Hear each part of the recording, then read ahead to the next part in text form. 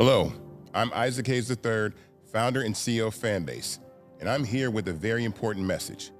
We are at a turning point in the Black community where we must have equity in the apps we use that scale to billions of dollars. But this time, we own the infrastructure, we own the culture, and we shape the future. And Fanbase is the future.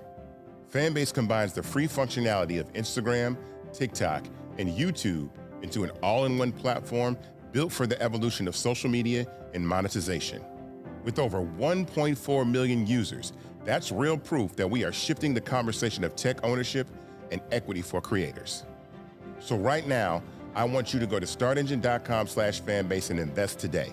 The minimum to invest is $399. That gets you 60 shares of stock in Fanbase at $665 a share. This marks a turning point in Black ownership of social media. If we don't take this opportunity to own social media right now, we will always be customers to our own creations. And that can't go on.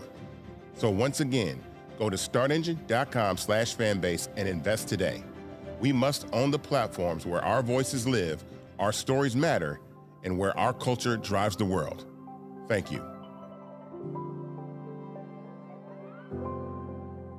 Folks, Black Star Network is here. Hold no punches. I'm real revolutionary right now. Support this man, Black Media. He makes sure that our stories are told.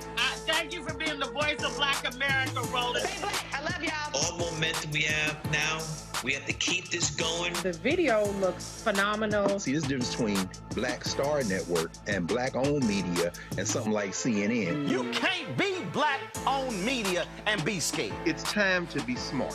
Bring your eyeballs home. You dig?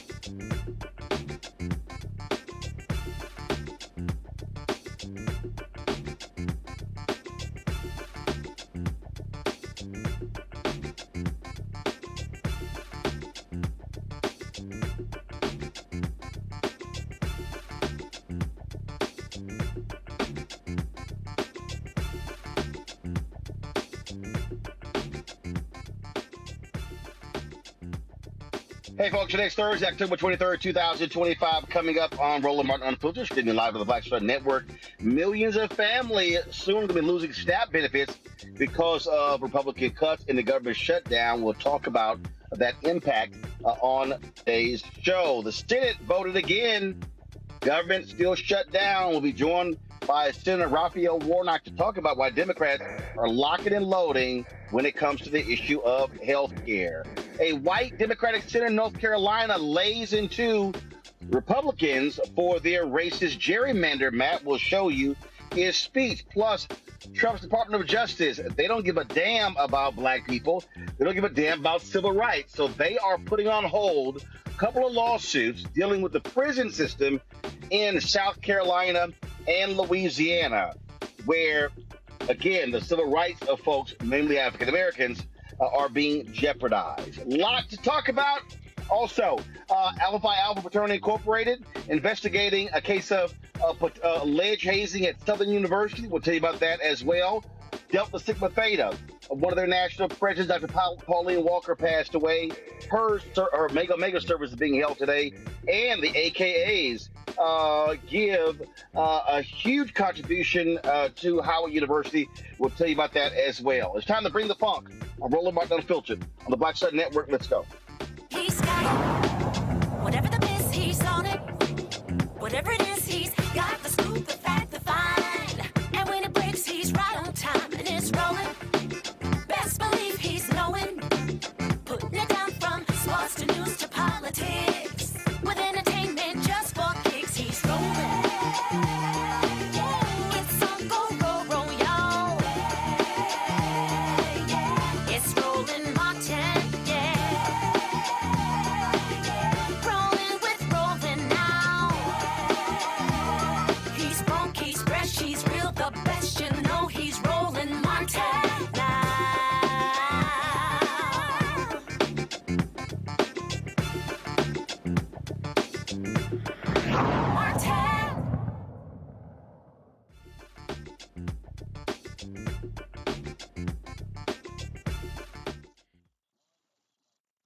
Hey, folks, day 23 of the government shutdown, and it's impacting everyone. SNAP benefits are really going to be impacted. Some 40 million Americans that depend upon SNAP benefits could be facing delays. Washington has to resolve the shutdown, or that money is not going to go out, and people will be going hungry. Peggy Bailey is Executive Vice President of Policy and Programs at the Center on Budget and Policy. Peggy, glad to have you on the show. Just talk about, again, how significant this is, and what parts of the country are we talking about? Who is going to be impacted the most? Sure. Thanks for having me here. So it's the entire country that's going to be impacted by this. Like you said, it's about 40 million families, people in families that depend on SNAP benefits. We're talking about 10 million Black people that depend on SNAP, around 10 million Latinx folks that depend on SNAP. And it's not about red or blue America or Democrats or Republicans. This is people across the country who have their SNAP benefits under threat right now. And it's not necessarily because of the shutdown, right? There are contingency funds available for USDA, the Department of Agriculture, to put these benefits on people's SNAP benefit cards so that they can have food in the month of November. And it's not just a choice that the administration has. This is by law. The administration should be making these benefits available to families for next month.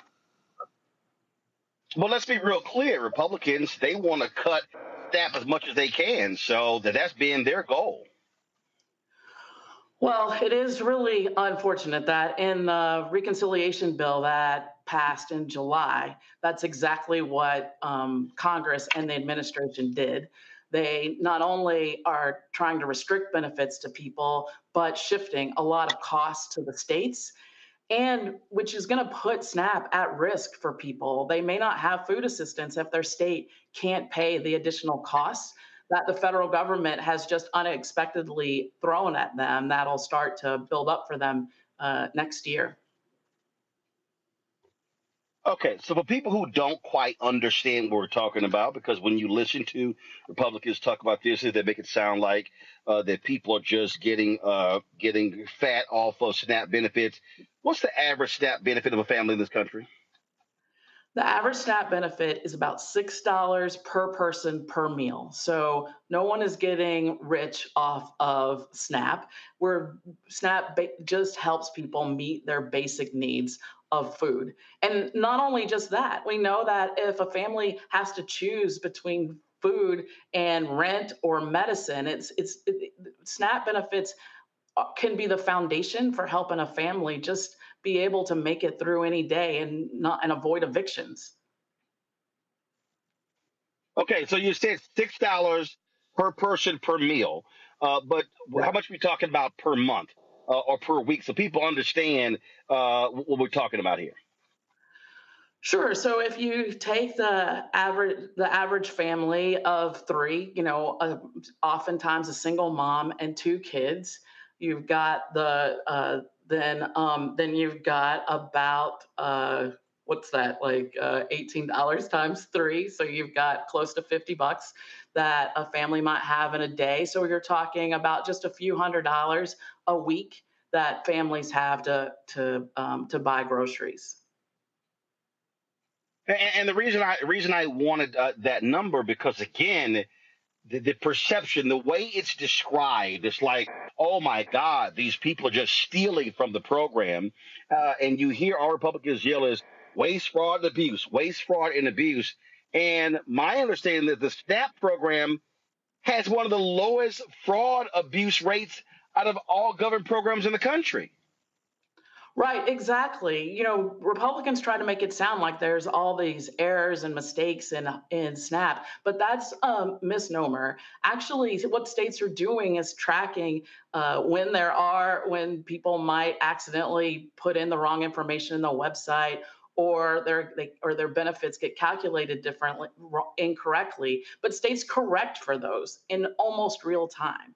So there's not a bunch of waste, fraud, and abuse. The worst thing that happens actually is what we call EBT card skimming, where where criminals are taking money away from families who need help because they're able to skim off of the debit cards that families use. And states are finding ways to prohibit that. And we think the federal government should do more to back up states to protect families against that kind of fraud. But it's not the families in need that are causing any problems.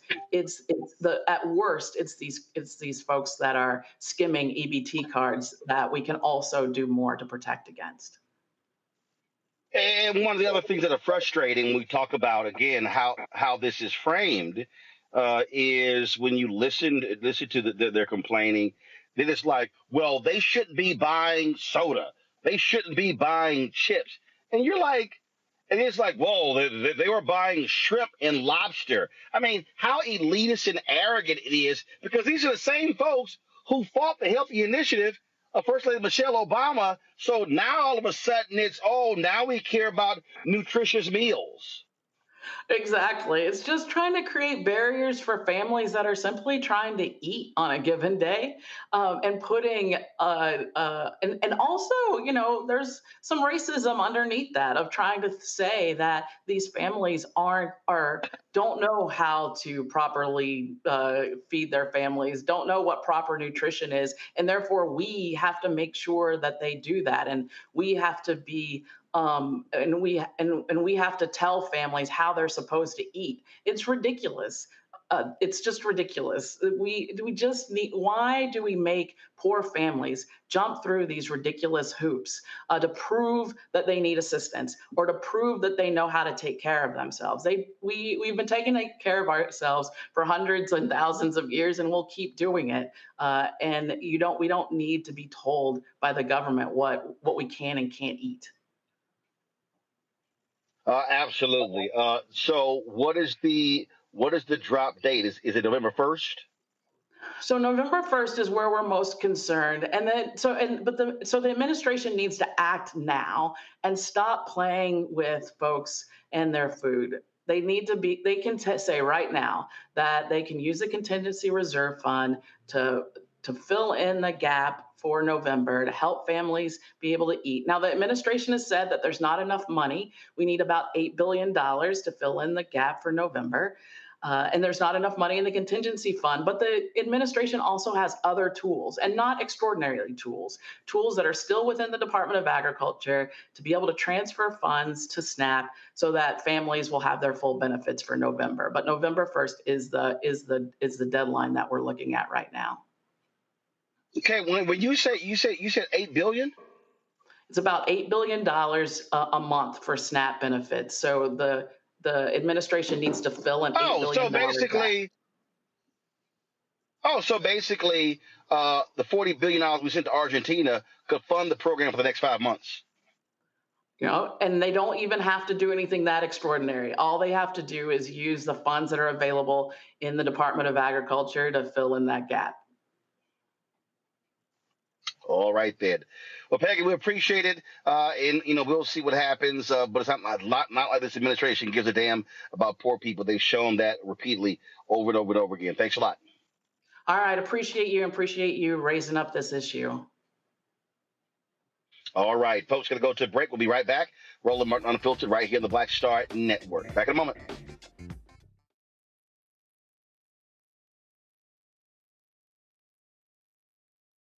Gave Nicole an excellent education. They helped her become a small business owner, family financial planner, mother, and community leader. Now, after 4 years on the Spotsylvania School Board, Nicole is running for delegate to meet the needs of all students. As our delegate, Nicole will fully fund our schools, raise teacher salaries, and help graduating students stay in our communities. Nicole Cole for delegate. For us, for our future. In the military, I gave orders. And they went a lot further than they do around here. If there's one thing I've learned as a mom and foster parent of more kids than I can count, investing in their future isn't a choice. In Richmond, I'll fight for Stafford's fair share for our schools. Smaller class sizes, better teacher pay, and more vocational training. I'm Stacey Carroll, and I'll fight to get our kids' future in order. Josh Cole became a pastor and delegate to serve his community. That's why Josh is fighting to lower costs for families hurting from inflation and make sure we can all afford quality health care. But Sean Steinway has embraced his MAGA backers who support Trump's mass firing of federal workers and the MAGA plan to ban abortion with no exceptions. We deserve better than Sean Steinway. I'm Josh Cole, candidate for delegate, and I sponsored this ad. Next on the Black Table with me, Greg Carr.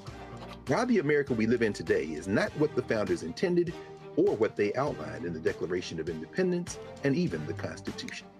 Professor and author Kermit Roosevelt will join us to talk about his book, The Nation That Never Was.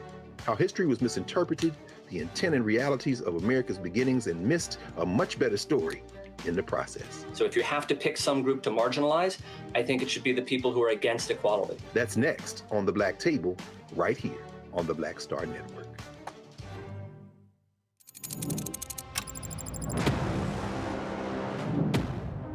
Afrotech, it's a lot of beauty, a lot of brilliance, a lot of intellect, a lot of innovation. Companies that are most diverse are more profitable. We're getting culture, we're getting community, we're getting the best of the best. Not only are we here to greet each other, but we're here to network and to elevate each other. Everybody from all the major tech companies here, and that means that now everybody's in the same domain.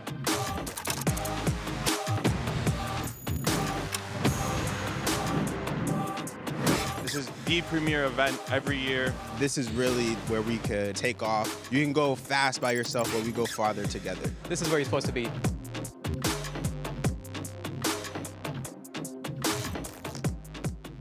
Hatred on the streets, a horrific scene, a white nationalist rally that descended into deadly violence.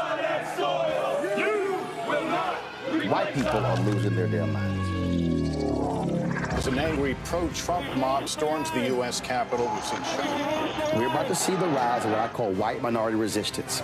We have seen white folks in this country who simply cannot tolerate black folks voting. I think what we're seeing is the inevitable result of violent denial. This is part of American history. Every time that people of color have made progress, whether real or symbolic, there has been what Carol Anderson at Emory University calls white rage as a backlash. This is the rise of the Proud Boys and the Boogaloo Boys. America, there's going to be more of this. Here's all the Proud Boys, guys. This country is getting increasingly racist in its behaviors and its attitudes because of the fear of white people. The fear that they're taking our jobs, they're taking our resources, they're taking our women. This is white fear.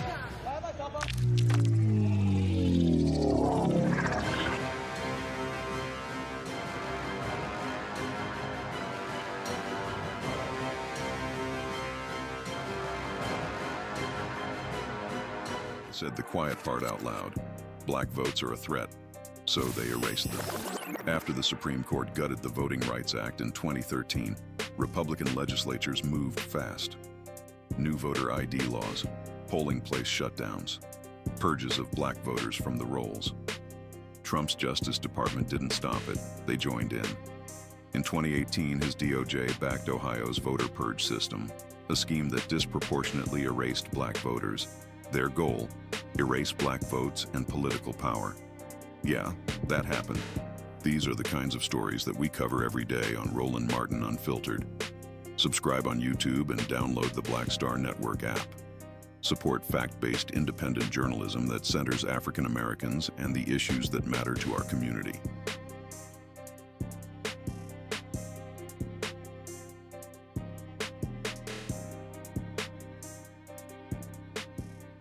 Now that Roland Martin is willing to give me the blueprint, hey, Cyrus, I need to go to Tyler Perry and get another blueprint because I need some green money. The only way I can do what I'm doing, I need to make some money. So you'll see me working with Roland. Matter of fact, it's the Roland Martin and Cheryl Underwood show. Well, should it be the Cheryl Underwood show and the Roland Martin show? Well, whatever show it's going to be good.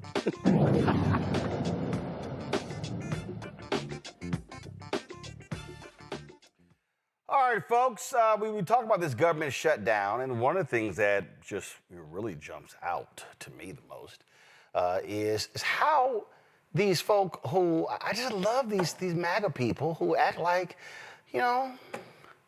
this was never going to impact them. Take National Park Service mechanic James Jones.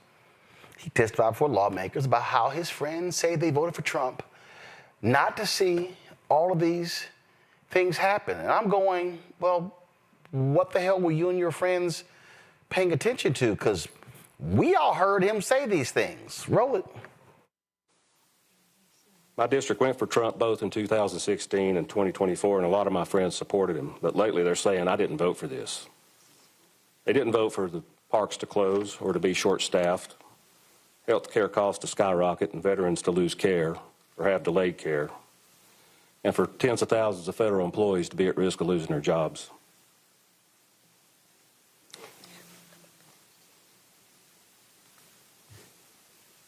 Another thing I want to address is the unconstitutional executive overreach of this administration. I asked the Democratic Party to defend and support public services through adequate funding established by Congress and ensure those funds are spent efficiently and wisely and protect the power of the purse.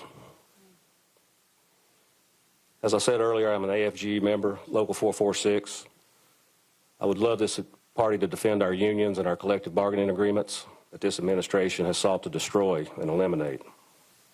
In fact, it's even in the law. 5 U.S.C. 71, Congress found that collective bargaining safeguards the public interest, contributes to the effective conduct of public business, and facilitates and encourages the amicable settlement of disputes between employees and their employers concerning conditions of employment. Congress has determined that labor unions and collective bargaining in the federal service are in fact in the public interest. I ask that we could pass legislation that reverses Trump's executive order terminating collective bargaining agreements with agencies as the VA, such as the VA, the DOD, EPA, and so on.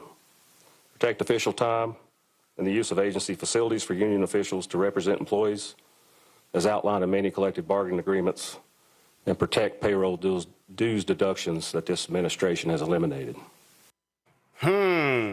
All your friends and neighbors, I didn't vote for this. You did. You just didn't think it was going to impact you. You thought it was going to be them black and brown people. All right, y'all, my panel. Reese Colbert, host of the Reese Colbert Show, Sirius XM Radio, Washington, D.C. Dr. Greg Carr, Department of Afro-American Studies at Howard University out of D.C. And also alleged gumbo queen, Dr. Nola Haynes, Georgetown University School of Foreign Service, D.C. as well. Why does Sourpuss look? I don't understand why. I'm just waiting for it. Why your lip all turned up and everything? Golly, I mean. When you made me last, I knew it was coming. So just go ahead, get on. What you mean when I made you last? Why? You have to go first? No. Let's just get to the news.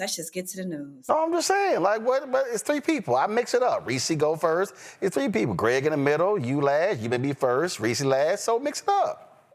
Yeah. Okay. So touchy. So touchy. All right, Reese, I'll start with you. Since the gumbo queen want to go there, I'll start with you, Reese. This is what keeps cracking me up. I don't want to hear jack from these people. I was like, oh my God, this. We didn't vote for this. I mean, all the podcast bros, all Andrew Schultz and Theo Vaughn, and this is not.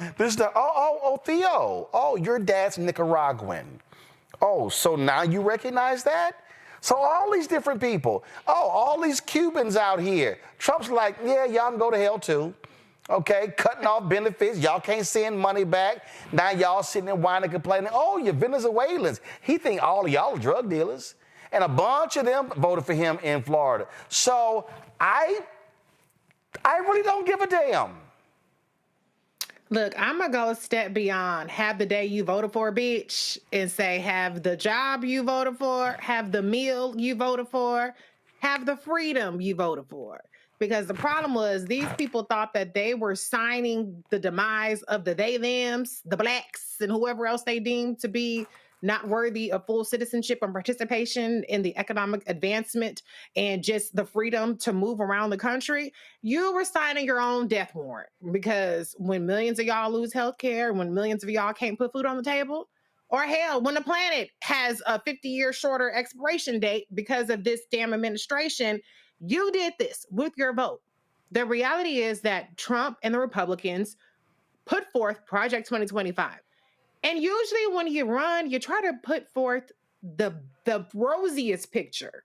So the best case scenario was Project 2025, was crippling the federal government, was implementing cruelty in every facet of our society. So you should have been prepared for the worst case scenario, which is what we're living in right now. The economy is fucked up, the government is shut down, and there's still chaos around the world. And we have a not king, but an autocrat, a dictator who was taking a bulldozer to the damn White House. Congratulations, MAGA. This is what you voted for. And if you didn't think this is what was going to happen, you played yourself. Oh yeah, I mean, I love these ranchers who now are just upset, Nola, because Trump sent $40 billion to Argentina, and now he's encouraging Argentina beef be bought, and Trump is like, you know, look, y'all should be thanking me. So I'm like, I really don't want to hear you complaining. This is what y'all voted for. Your dear leader told you all of this, and so whatever. It is what it is. I mean, people self-select their information bubble, and a lot of these people are very specific about where they do watch their news and where they don't watch their news, because plenty of us were out there telling them this is what's going to happen, but they made a selective choice. They decided not to listen and to tune into spaces that were telling them things that they already wanted to hear. And so this is also another consequence of the information bubble. This is, yes, they got what they voted for, but you hear them say over and over, this isn't what we were voting for. This isn't what we thought it was going to be. Right, because you're listening to the same people intentionally lie to you. Like, you are comfortable in that space being lied to over and over and over. So for me, that's where I come in on the side of this. Like, people that are comfortable in just listening to the same people tell them the same things over and over again. I can't feel sorry for you because you have zero intellectual curiosity about what's going on beyond the world, right? You know, beyond your immediate situation. Yeah, I just don't want. I mean, here's the one that cracked me up. Donald Trump is literally saying to cattle ranchers, shut the hell up. This is what he posted. The cattle ranchers, who I love, don't understand that the only reason they are doing so well for the first time in decades is because I put tariffs on cattle coming into the United States, including a 50% tariff on Brazil. If it weren't for me, they would be doing just as they've done for the past 20 years. Terrible. It would be nice if they would understand that, but they also have to get their prices down because the consumer is a very big factor in my thinking also. Basically, he's saying, y'all can really shut the hell up and kiss my ass. That's what he's saying, Greg. He's like, I don't care, you ingrates. That's what he's calling the cattle ranchers. And so all of them fools in Montana and Idaho and Kansas, Missouri, the farmers in Nebraska, you know, Pennsylvania, Michigan, all the places. It's like, whatever. And I'm sitting there going, I don't care if y'all go bankrupt. I don't care if y'all go broke. Because this is what y'all wanted. You got exactly what you voted for. You know, this is the challenge, isn't it? Well, for all of us, the challenge is we continue to try to make sense of something that has a lot of different moving parts and that doesn't make sense. And I'm saying this in the context of how we fight it. Let's take Donald Trump, for example. As the sun goes down here on the East Coast of the United States, every day Donald Trump sundowns. Anyone who's had anybody in their family, anybody who has had seen this up close, signs of dementia, Donald Trump is clearly mentally unwell. Nothing he says, nothing he writes or has commission to write, because I'm certain he didn't generate the AI of him dropping dookie all over the United States last weekend, but I'm sure he dictated it. All of this is coming from the mind of a man who is clearly a diminished mental capacity. He then uses the delivery system of Truth Social, continuing to drive his Trump crime family enterprise, and having his lackeys, whether it be the FBI or Department of Defense, to do the same. So instead of press conferences with Propaganda Barbie, they drop everything on social media. All of this is destruction, not creative destruction, but more like demolition derby. When you then compound that with the fact that they are natural, purebred liars, not just the MAGA Muppet, Mike Johnson, whose lies now have gotten to the point where anytime he opens his mouth, everybody should just leave the room. But the idea that you would send something like that out from your diminished mental capacity about beef, at the same time, you had sent $40 billion to Argentina, as you reminded us a moment ago, and then want people to buy beef from Argentina while they got some hoof and mouth disease going on down there, then you know that there's chaos. But behind that chaos is absolutely an agenda that Donald Trump couldn't tell you if at the risk of his life. Chapter 10 of Project 2025 by Darren Bax on the Department of Agriculture lays out the plan. That nasty piece of work Russell Vogt at OMB, who Trump, laughing with the senators this week, called Darth Vader, he has sent the memorandum out. The cruelty is the point. In Chapter 10 of Project 2025, they talk about moving the benefits, the food benefits program, SNAP and other food benefits to the Department of Health and Human Services, where you've got a complete madman whose brain was eaten by a worm decades ago running the show. They also talk about implementing work requirements. So you can't eat until you work the way we want you to work. Well, we know where that goes. Since we've had full employment in this country up until 1865, it was called slavery. And finally, that agenda is the one that Trump is the delivery system for. Until they absolutely have to trigger the 25th Amendment because he's no longer able to even put together the incoherent sentences he's putting together now. That's why Junior Varsity Vance is there. They are going to ride this till the wheel come out. And then the news media, the commercial news media, is going to report it as if there is a policymaker in the office of the presidency. No, there isn't. And they're willing to have some collateral damage, including the literal collateral damage of destroying the East Wing of the White House on the way to their agenda. But we shouldn't be distracted by all this ranting and raving. That's not news. That's a sick man that needs to shut up. Oh, I just love all of the double talk. Oh, listen to this one right here. So I'm very happy about that. We're going to do something very quickly and easily on beef to get it down. The ranchers understand that. They're so happy for what I've done. I saved them. I don't think you'd have any beef in this country if I didn't do that. So we're very proud of that. Yeah, Brian? How did you say them? I'm not quite so sure. Then, of course, you had the chief White House, the liar in chief, Carolyn Levitt. She actually, oh, no, what? Before I go to her, I just, I don't drink, but I don't mind MAGA wine. So let's go ahead and listen to one of these farmers, these ranchers from Nebraska with this, you know what, let me just go ahead. Where my hat at? So let me see, I'm just going to go ahead and, I'm just going to identify with him. Let me go ahead and just get my hat. Since these little cattle ranchers, they sitting here, they show up on TV, with the sun setting right, hitting the face, and they just looking all country. Let me go ahead and just play one of these, y'all. Here we go. Well, I don't think it's a good idea. I think probably what you've heard a lot today is we should just allow our markets to dictate the price of beef, and there's a lot of factors in that. I think most people out here have the view that the government should just be pretty limited and not kind of meddle in the free markets. Oh, so y'all want those nice free market governments. That's what y'all voted for? Trump gave y'all those free markets? Really? Okay. How are those free markets working out for you?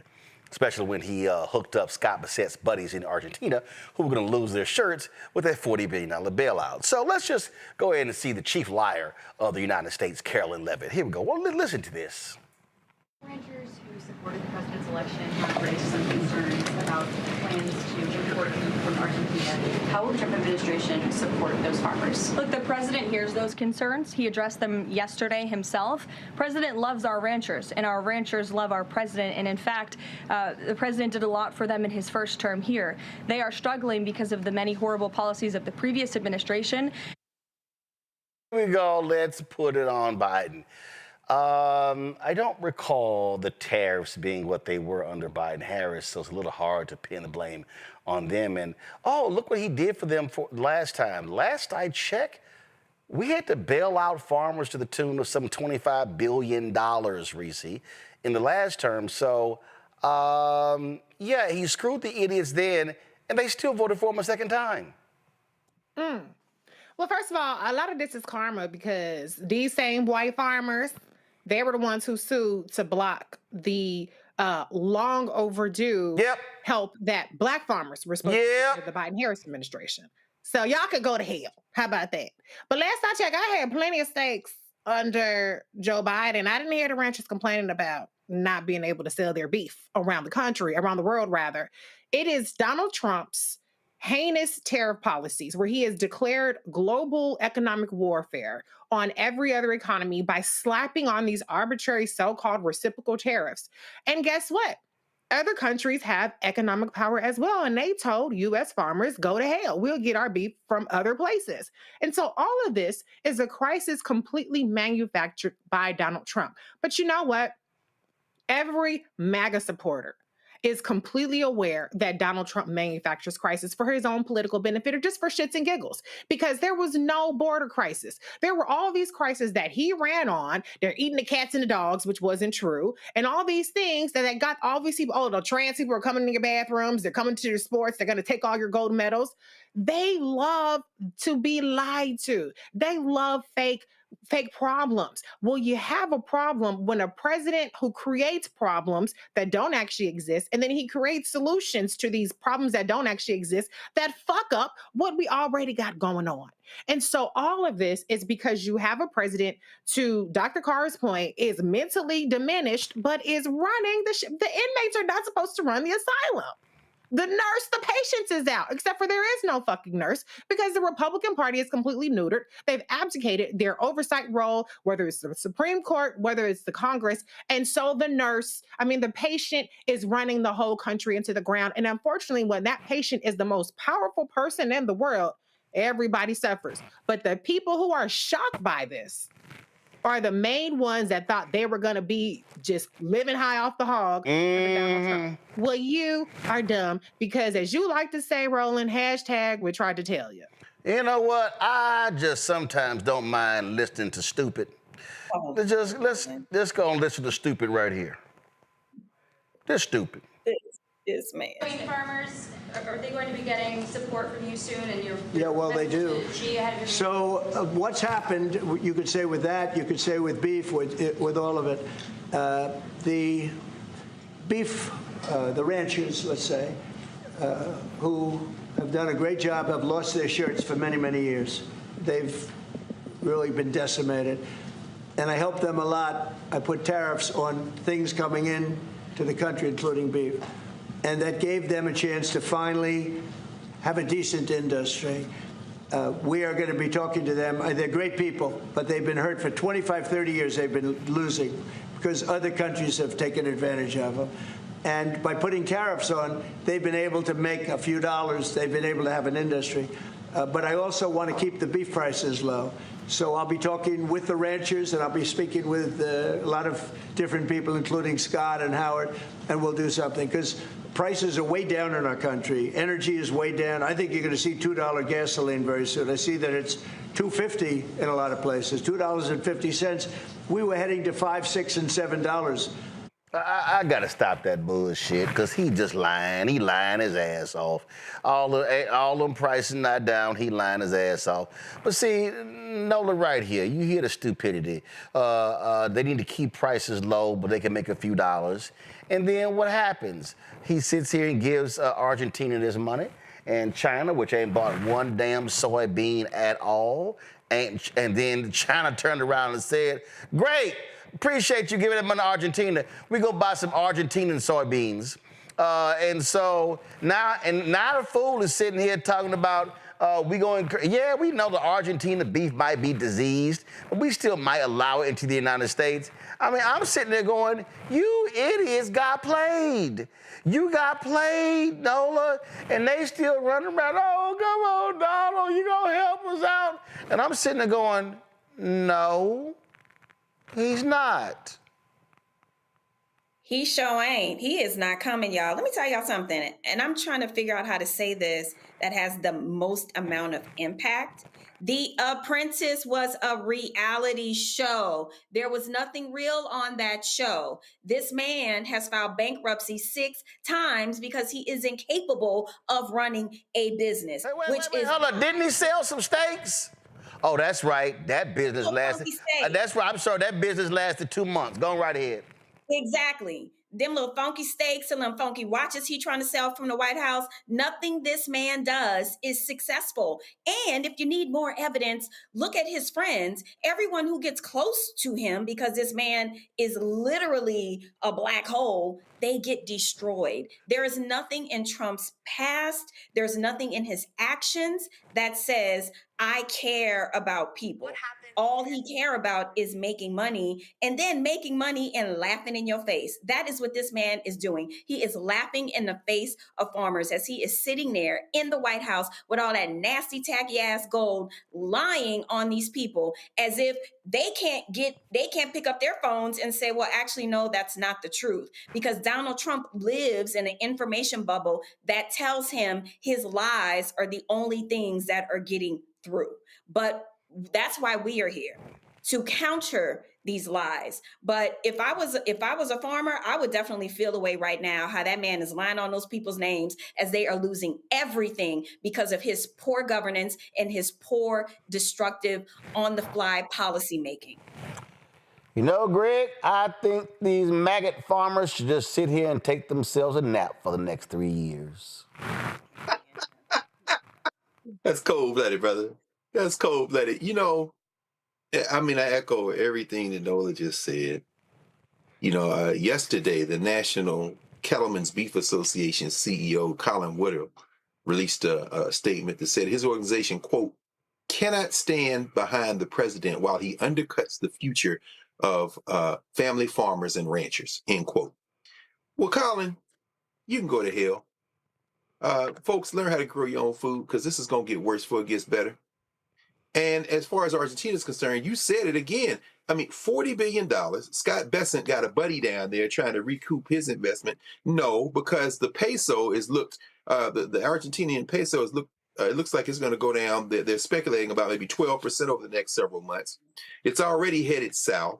There are elections this weekend in Argentina to elect half the Congress.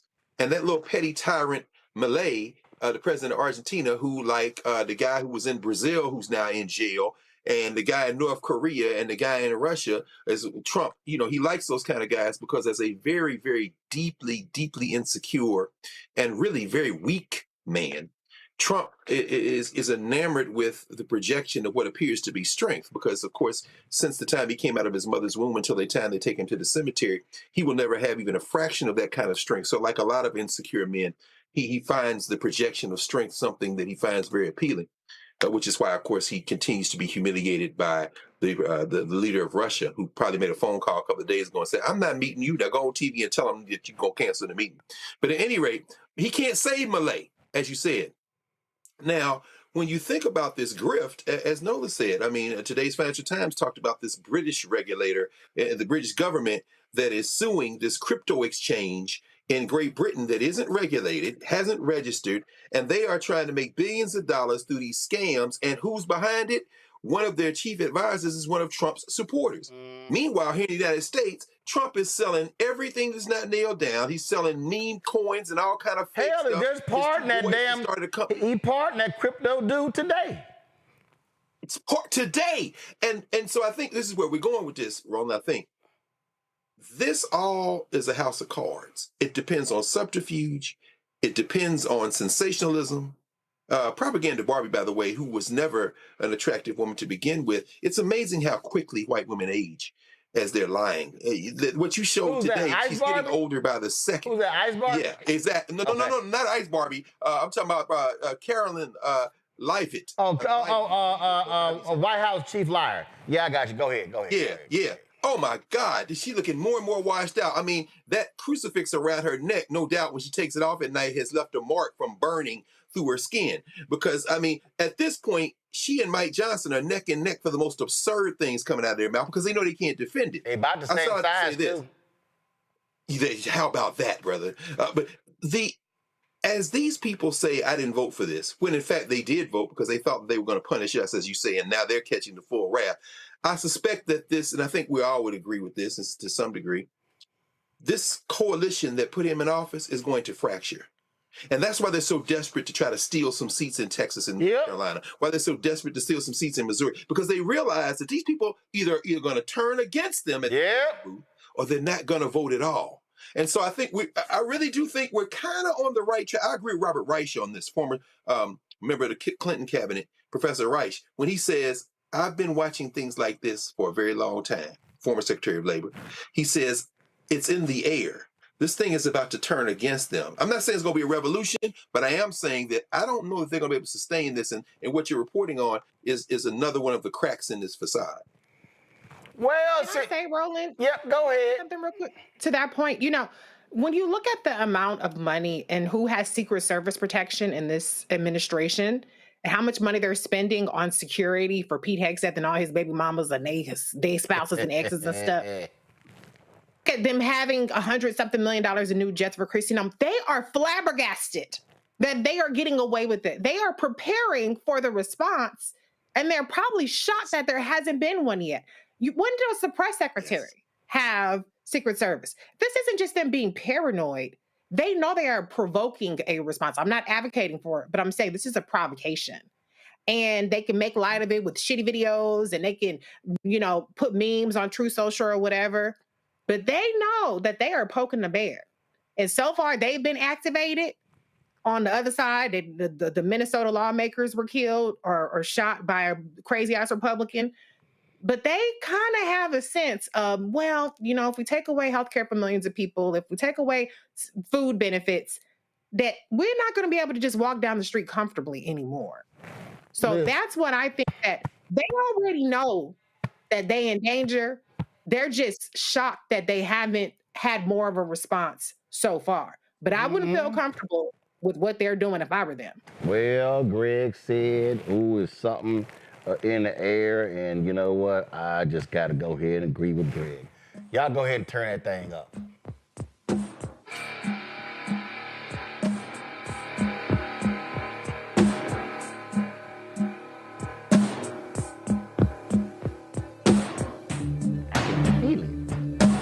I can feel it, y'all.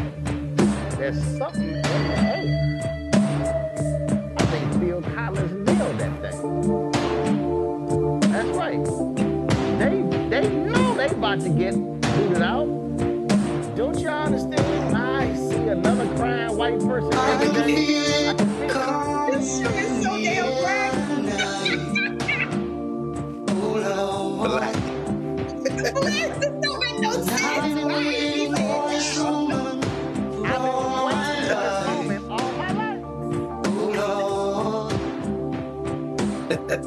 Can you feel it coming in the air tonight? I can feel it. Let me go ahead and go. I'll be right back. I'll be right back.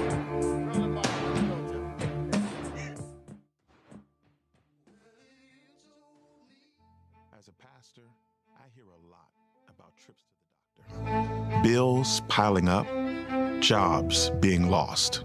So as your delegate, I went to work writing laws that protect families, helping parents care for their disabled children, capping insulin costs, lowering prescription prices, and investing in our police and schools.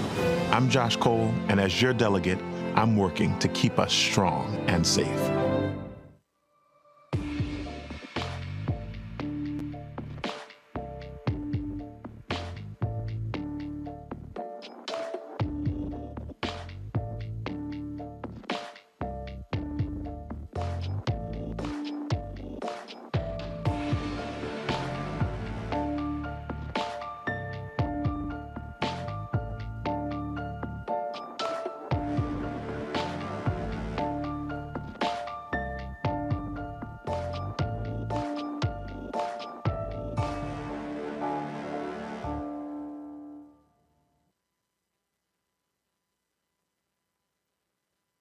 How you doing? My name is Mark Curry, and you're watching Roland Martin, unfiltered, deep into it, like pasteurized milk without the 2%. We getting deep. You want to turn that shit off? We're doing the interview, motherfucker.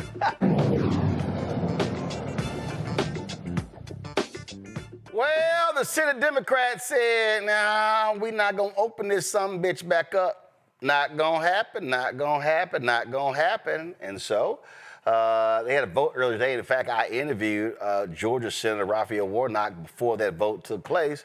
And here's our conversation. All right, Senator Warnock, glad to see you. Let's hop right into it. First and foremost, look, Democrats have had a very difficult time trying to gain some traction over the last 9 or 10 months since Trump's inauguration. And it seems as if with this shutdown, the issue of health care has really caught on. And how far are Dems ready to go? Because from my vantage point, we look at the polling data. When you got Republicans who are freaking out, you got people in these red states who now understand how vital health care is. And the reality is Republicans have never come up with any real health care plan since the Affordable Care Act was passed. That's absolutely right. And Roland, let me just start right and make the main thing the main thing. Everybody who's watching, listening to me, and if you are on one of those marketplace plans necessary to make healthcare affordable, or if you know someone who's on one of those plans, if you live in Georgia, I want you to go to georgiaaccess.com. Others may go to healthcare.gov, wherever you go online. And I want you to look and see what your healthcare premiums are going to be in 2026 as compared to 2025. I can tell you that on average, people will see that their premiums have doubled. In some instances, they've tripled and quadrupled. So you tell me how someone who on average makes $65,000 a year or less can handle having a premium go from $200 or $300 a month to $1,000 a month. That's real money for real people. That's what's at stake, and that's what we're fighting about. One of the things that, again, that I think is so important is not just seeing Senator Schumer, seeing House Democratic leader Jeffries on this here. Bishop Barber always talked about this here. You got to put a face on this thing.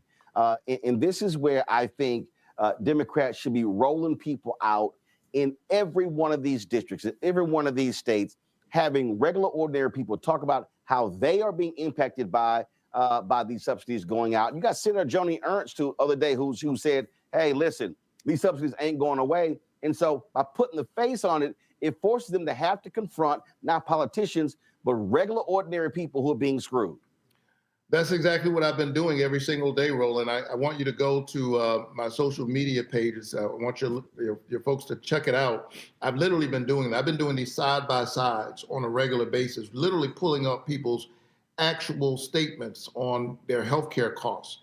And when I first did it, the folks on the right, the difference was so stark that they claimed I was lying. I guess it was just inconvenient. The facts were inconvenient for them. I can give you one example. There's a woman named Teresa here in the state of Georgia, Teresa Acosta. She started her business during COVID because she lost her job because of COVID. Her business is doing pretty good. And as a small business owner, she was able to afford health care, something that she needed. She has a son, a minor, with diabetes type 1. Well, because of the big, ugly bill, her healthcare premiums have gone up so much that she's having to close her business. This big ugly bill, this refusal to extend the tax credits for the ACA is bad news for small businesses, which is the lifeblood of our economy, is bad news for ordinary working class people, is bad news, by the way, more in red districts than in blue districts. They're on the wrong side of the issue. And they've sewn themselves into a bag. Folks are asking me how what's the exit ramp? Republicans need to figure out how to get themselves out of this mess that they've created for the people. And here's the crazy thing. Ultimately, it is a political problem for them. We're doing them a favor by giving them a chance to get this right, because as people see how much their premiums have gone up, this is not going to sit well with the American people, which is probably the reason why those who have taken people's doctors are now trying to doctor the maps through this ugly gerrymandering that they're doing. They know they're headed they're going to have to answer for this. I mean, listen, when you got crazy, deranged Marjorie Taylor Greene yelling, hey, we're going to get screwed over this. This is not good. Then you know what's going on. And I absolutely believe it's tied to the gerrymandering. I believe that they knew they were going to lose 10 to 15 seats. And so their whole calculus is if we can snatch 5 in Texas, they snatch Cleavers in Missouri, snatch Don Davis's in North Carolina, that's 7. They forced Indiana, but Indiana doesn't have the votes for it. You see what they're trying to do in Florida. Virginia Democrats announced that they are going to do a gerrymander in response. So they know what's coming down. And so they're trying to steal anywhere from 10 to 15 seats to protect them from losing the House next year. And look, they see what's going on in the Senate. Bottom line is Ossoff running for re-election in Georgia. You got former Governor Roy Cooper in North Carolina.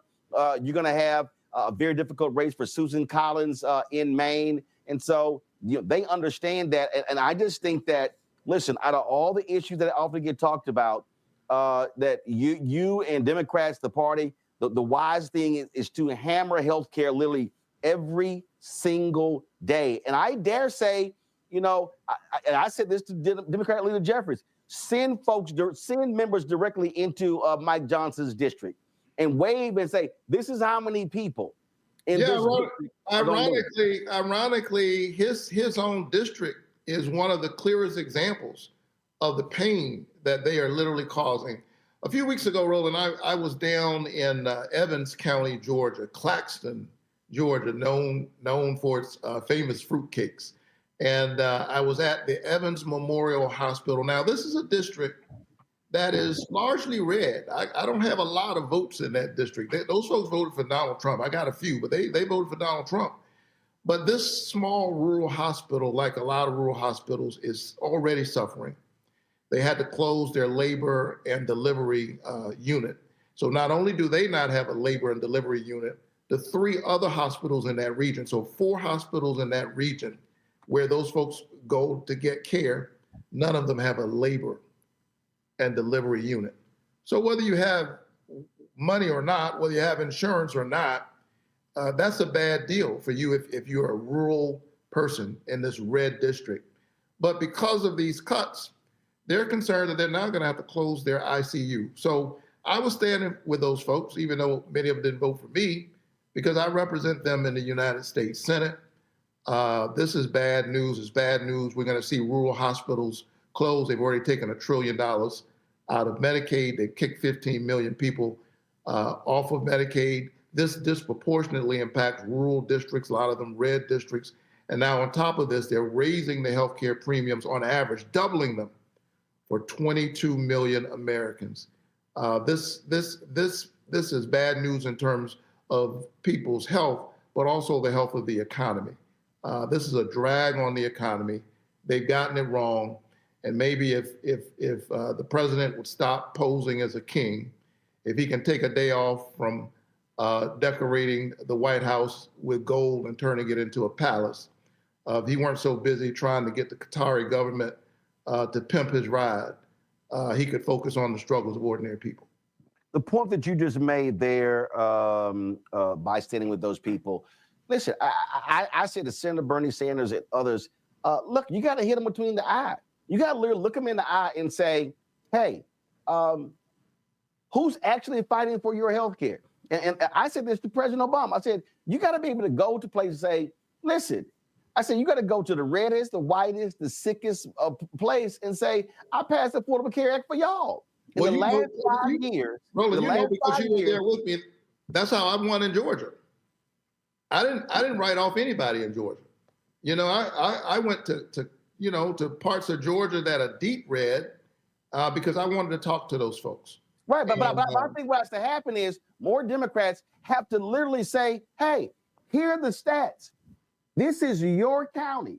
This is your city. Yeah. This is how many of y'all are getting SNAP benefits. How many of you are on Medicare?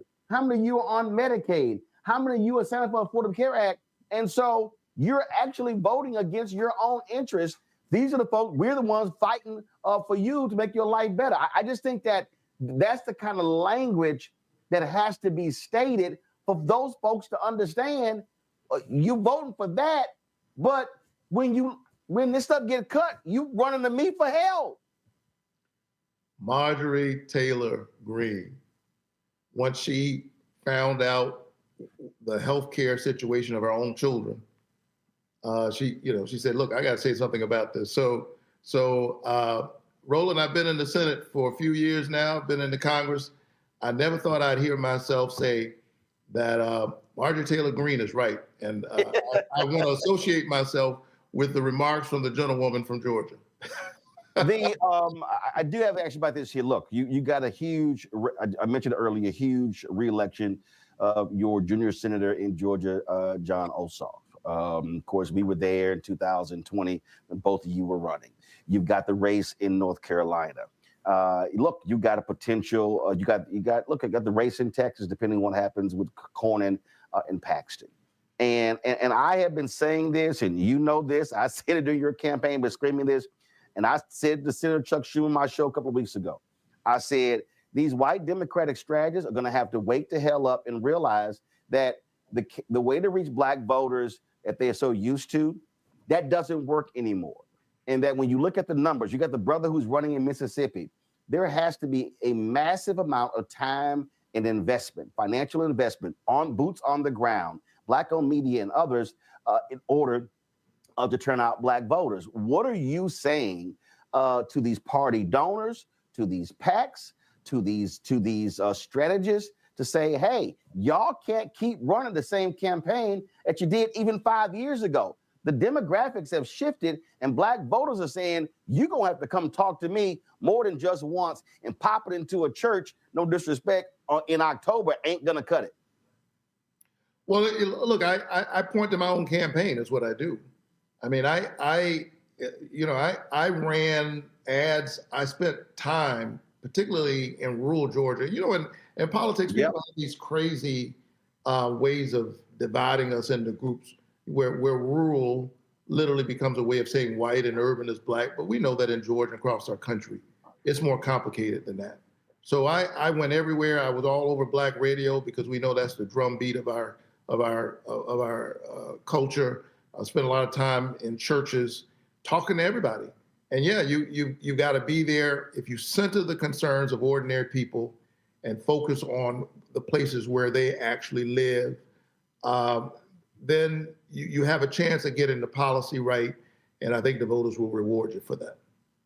But I just think what has to happen is I think the party, the Senate majority PAC, House majority PAC, all these people, they've got to hear from folks like you and the CBC to say, hey, listen, we're not sitting here playing games with y'all. You're going to keep losing if you don't do this thing right. So you better listen to black posters, black campaign advisors, black folks who know what they're talking about. I was talking to Chuck Rocha about this, and we had a very spirited conversation. He said the exact same thing. And that's what's driving people crazy, that you have this divide going on because, frankly, you got folk in the Democratic Party who don't want to listen to black and brown people. Well, we got to make sure that we're listening to everybody. And that's the message that I continue to carry to our party. That's the work that I continue to do. And look, black women have been holding up the world.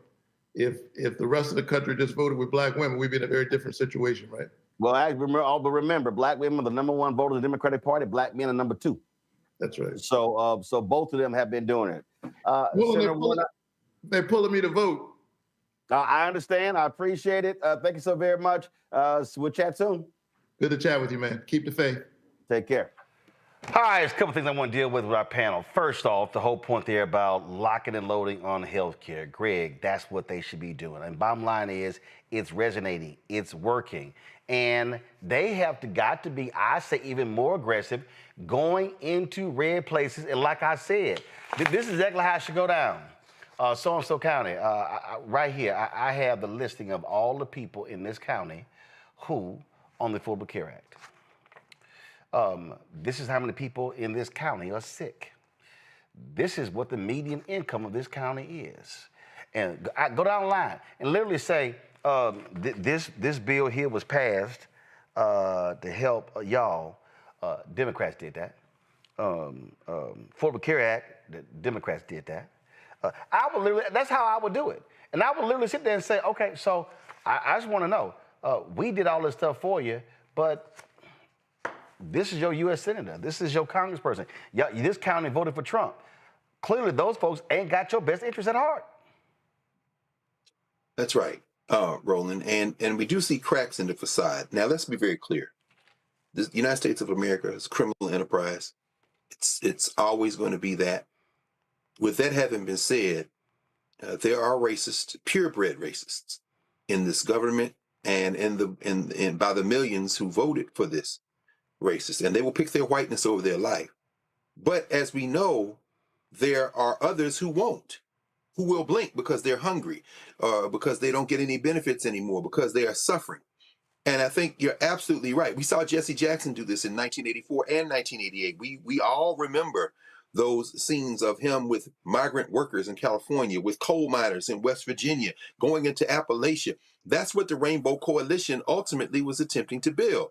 And of course, at that time, you have soft white nationalists in the Democratic Party, Bill Clinton, Joe Biden, others who moved to get that DLC in place to kind of stop that tidal wave. Well, this is in some ways a reckoning to what could have been built in the late 60s with Bobby Kennedy, in the 80s with Jesse Jackson, and even in some ways Bernie Sanders, and just across the political spectrum. But it comes down to this. The reason they won't listen to what you said, what you have been saying, the reason they won't listen to the obvious evidence that you can build that kind of multiracial cross-class coalition, which you see out there with Ocasio-Cortez and Sanders and others, the reason they won't listen seems to be the same thing you've been saying over and over again. There is a consultant class who frankly doesn't care because they're going to make their money. They have to have their political backs broken. And the messaging, as you say, is crystal clear. Senator Warnock was one of the co-sponsors of the bill that was introduced in the Senate today, the True Shutdown Fairness Act, Senator Mark Warner out of Virginia. And they said, pay all the federal workers, pay the military, pay the essential personnel, pay everybody. And then they say in the legislation, nothing in this bill can be construed as to, nothing in this bill can be used to lay workers off or engage in a reduction in force. It is a straight war against Russell Vogt and this tiny group of religious zealots. This isn't about economics and policy wonks. No, they are religious zealots when you understand who wrote Project 2025 and what they're after. They want a white Christian nation. You can turn enough non-black people against that, the hungrier they get, and the messaging has to be as clear as you have articulated. But you got to get rid of that consultant class. You got to get rid of that talking head class because they don't care who wins as long as their check clears. I think that might be the biggest impediment, but I could be wrong about that. But well, that's why I made that point. And again, if you don't understand how you have to attack, this is called attack, Reese. It's attack. You stay on the attack, and you got to be willing to go there. And so that's where Ken Martin should be. That's where, see, here's this whole deal. I get this what shutdown stuff going. My deal is, since Johnson ain't got nobody working, fan out across the country and be lighting that ass up every single day. Every single day. And matter of fact, Democrats should sit here and say, okay, yeah, we're going to hold public field hearings. I don't give a damn. We're going to stream them ourselves. My deal is be on the offensive because here's the reality. All them MAGA folk, they ass going to get sick too. And the healthcare premiums going to be eating their asses up. And then, listen, every time a rural hospital shuts down, Jeffries or Schumer should be dispatching, and Ken Martin should be dispatching group people with a sign saying, Trump did this, the Republicans did this, MAGA did this. To me, that's what you do. Yeah, I mean, you would think that that's pretty self-evident, but I don't know. I feel like Democrats just have a discomfort with being like brazenly partisan. Meanwhile, Republicans have no problem ripping their heads off. We have the president, we have the vice president, we have the press secretary calling people, even Mike Johnson, Republicans calling any Democrat Hamas, terrorists, and all kinds of shit, Antifa. And yet Democrats, they pull too many punches unless they're in a debate like Mom Downey and Cuomo and they're ripping each other's heads off. We need that energy of like, I don't care, I'm going for the throat every single time. We need that energy every single day, all day. Y'all get tired too quick. Y'all get tired. Y'all ain't even working because you're not in Congress. So this should be a no-brainer. But I don't see the fighting spirit in enough of them. There are some select few that we highlight all the time, but there needs to be constant, relentless work on getting the message out. I was one of the people that during the election, mind you, 2024 said, why are you guys not running on healthcare? Donald Trump fucked up COVID. 1 million Americans died, and all you heard about was abortion. Why are you talking about insulin? Why are you talking about healthcare more?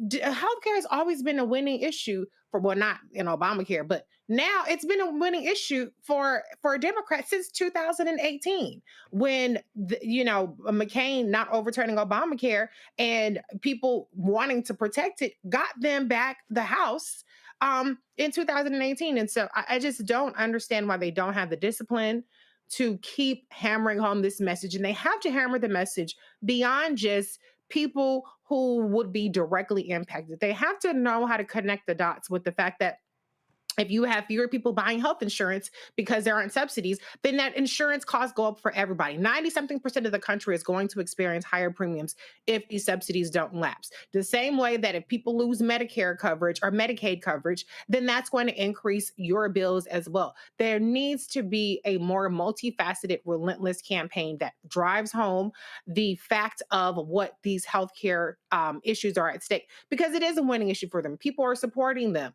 but they got to keep at it, because as the White House is doing everything to change the subject and put it back on Democrats as though they're the problem. What we keep saying repeatedly, Nola, is you gotta fight. You can't back down from fight. Not at all. I mean, it's bully 101. The first thing you do to disarm a bully is to disarm a bully. You don't give in to what their demand is. You don't give the bully your lunch money. You kick them in the shin, or you step on their toe, or other places. There are a lot of places that you can, kick a bully, and that's not what's happening. We don't see anyone, taking it straight to Donald Trump. Again, we have this problem of reaction.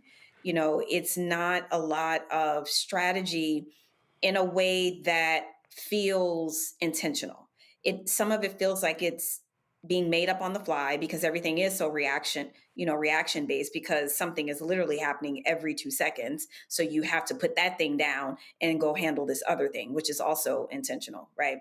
But I agree with you. It's taken me a while to get to the point where I'm at. I was definitely willing to wait and see, to see what Trump's strategy was going to be. And we see what that strategy is. It's quick, fast, ask no one permission, just do it, right? And on the other side, the response has been reactive, but we need to see some heavy counterpunching. And right now, I can't necessarily put my finger on that person. And that's not to say that that Gavin Newsom, isn't strong. It's not to say that Hakeem Jeffries isn't strong, or AOC or Jasmine Crockett. I'm not saying that, but like, we are on the defense, but we're not on the offense. We are not counterpunching. Well, and then, of course, you got folk like John Fetterman, who was sitting here doing a video with the Republican senator from Pennsylvania saying, we got to reopen the government. We got to reopen the government. And I'm sitting here going, do you not know what the fight is? I mean, I swear, I think Reese, Fetterman is even more of a disappointment than Sinema. Yeah. Well, I told people that Fetterman wasn't shit when he pulled that gun out on that jogger. He never apologized for it. He was like, well, his black ass shouldn't have been there. But yeah, he's like Joe Manchin in flip-flops and a big baggy ass ugly sweatshirt. Joe Manchin is getting top-rate healthcare at Walter Reed. He has several issues. I'm not an ableist. I'm not going to down him for the issues that he's experienced, but he's had a heart attack. He's had mental health issues. He is getting top-notch healthcare as a member of Congress. So for him to sit up there and undermine and undercut the Democratic case for making sure that 90% of the country does not experience an increase in their premiums and that millions of people don't lose their health care coverage, not in 2026, 2027, when the big beautiful bill comes up, but right now. Fuck him. You don't give a damn because you have health insurance. When your ass gotta go, and with your salary, you make more than what a person who has $80,000 of salary is going to pay $25,000 more dollars in insurance premiums as a result of the Republicans. Until you have to go take your big ass on the insurance marketplace and buy full price healthcare insurance at 2026 prices, then you should shut the hell up. Greg, any thoughts on Fetterman? Yeah, Fetterman is terrible visually. I mean, he's terrible on the visuals. He's an avatar for the type of feckless, shameless political posturing as a Kristen Sinema or a Joe Manchin, for sure. And we don't know about his health. We know what Adam Jeltonson leaked to New York Magazine back in the spring in that long article on John Fetterman, where they basically said that, yeah, he should probably be somewhere trying to convalesce and get his health together, because clearly he's not the same guy who ran for office out of Western Pennsylvania when he got that Senate seat. But he's not alone. Day before yesterday, 13 Democrats voted in the Senate. The vote was 66-32 to confirm another fool to the federal bench, to the Northern District of Alabama, the federal courts, Harold Moody III. And that number included not just Fetterman, but Chris Coons and Dick Durbin and Maggie Hassan and Martin Heinrich, Tim Kaine, Mark Kelly, A.B. Klobuchar, Jack Reed, Adam Schiff, Jeannie Shaheen, Peter Welch, and Sheldon Whitehouse. There's still this sense, as we're talking about tonight, that these people think they can make peace with them. This guy, who they just put on the federal bench, was one of those people who refused during his Senate hearings to agree that the 2020 election wasn't stolen. This is the only piece of business that has made it through the Senate since the shutdown. And 13 Democrats, not just John Fetterman, crossed the aisle and put this white nationalist supporting clown on the federal bench.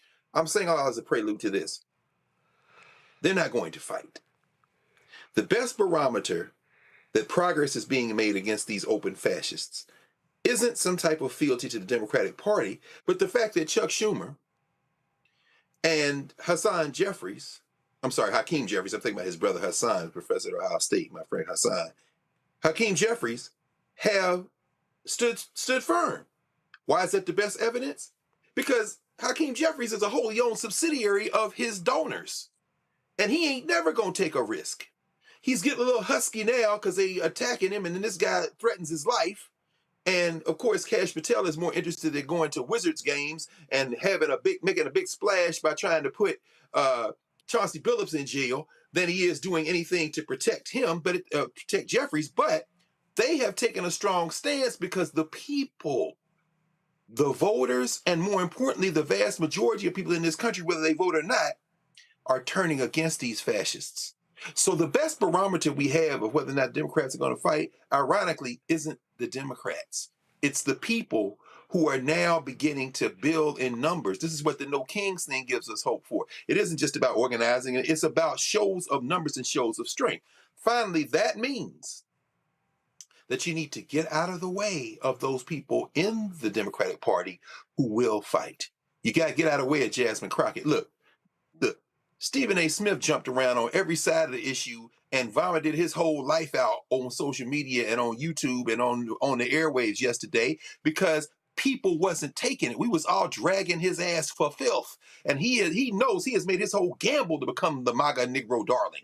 Anytime you see him back up, Mr. I don't apologize to anybody, you know the people are starting to move in that direction. I think that's the best bet we have is ourselves in the mirror. Let these politicians do whatever they're going to do. They're going to go which way the wind blows. And right now, more and more people are blowing in the direction of the right direction as far as I'm concerned. Final comment, Ola.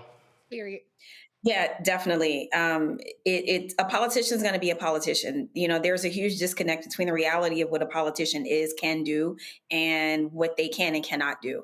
And that is the way that it's designed. And unfortunately, they cannot always work in the best intentions of their constituents. And that is the reality of being a politician. And Greg, I agree 1000%. You know, speaking from the perspective of a political scientist, you cannot bend the knee to an autocrat, to a dictator. You absolutely cannot. And I love the spirit, the fighting spirit that I'm seeing in the American people.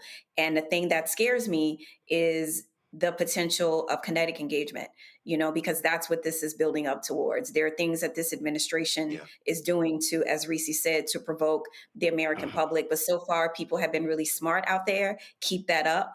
And, you know, I just really hope that the will of the people continues to drive this momentum and for everybody out there to be safe. All right, folks, coming back, we're going to talk about gambling in the NBA. We're going to talk about racist gerrymandering. A Republican North Carolina speaks truth to the folks who he serves with. And Democrats in Virginia are like, all right, we about to get in on this. It's time to gerrymander our map, too. All that and more next. Roland Martin Unfiltered on the Black Stud Network. Don't forget, support the work that we do. Join our Bring the Funk fan club. You want to contribute via Cash App, use a Stripe QR code. You see it right here, bottom left-hand corner. You can use it for credit cards as well.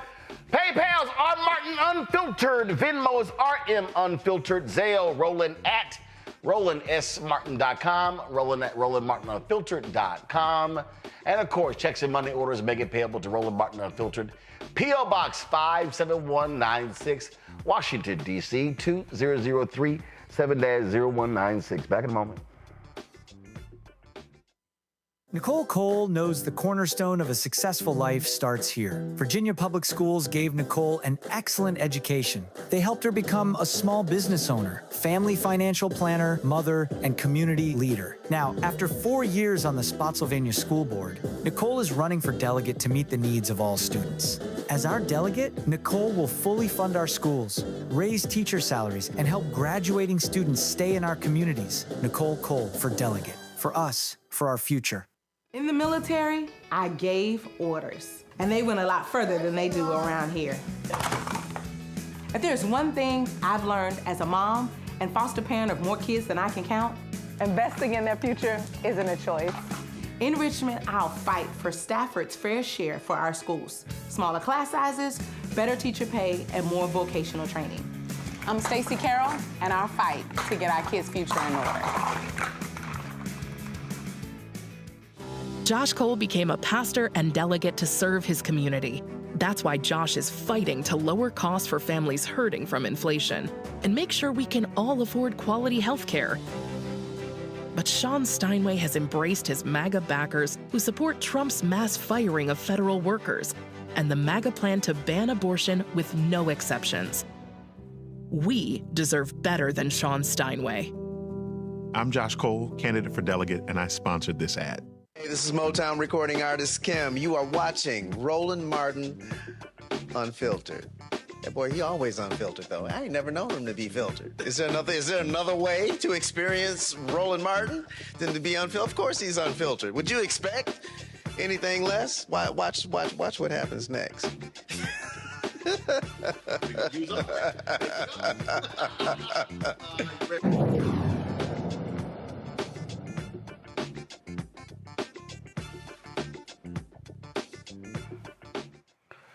Well, Republicans in North Carolina are saying we're going to suck up to Donald Trump by gerrymandering our maps.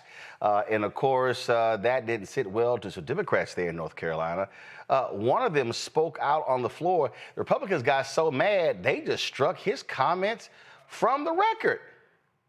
Now, there are currently 4 Democrats in North Carolina's 14-seat congressional district, but they say, hell, we want one more. So they're going to snatch the seat of Congressman Don Davis, who's African-American, all right, leaving, of course, the state with one, Congresswoman Alma Adams. Well, North Carolina State Senator Michael Garrett delivered an 18-minute speech opposing the Republican bill. And again, they were so mad, they said strike his speech from the record. Here's some of it. Democracy dies when we politicians rig the game, when we draw lines to choose our voters instead of letting our voters choose us, when we admit, and let's be honest, that's exactly what's happening here today, when we admit that we can't win in fair competition. So we'll just change the rules. When we're so afraid of the people's judgment, we rig the system to avoid it. That's not democracy, folks. That's tyranny with a prettier name. That's authoritarianism in a suit and tie. And that's everything these soldiers, marchers, and freedom fighters died to prevent. My colleagues on the other side of the aisle talk about protecting the president's agenda. Let me ask you something. Since when did America exist to support the president's agenda? I thought government was supposed to serve the people. I thought elected officials were supposed to represent their constituents, not take orders from Washington on how to rig maps.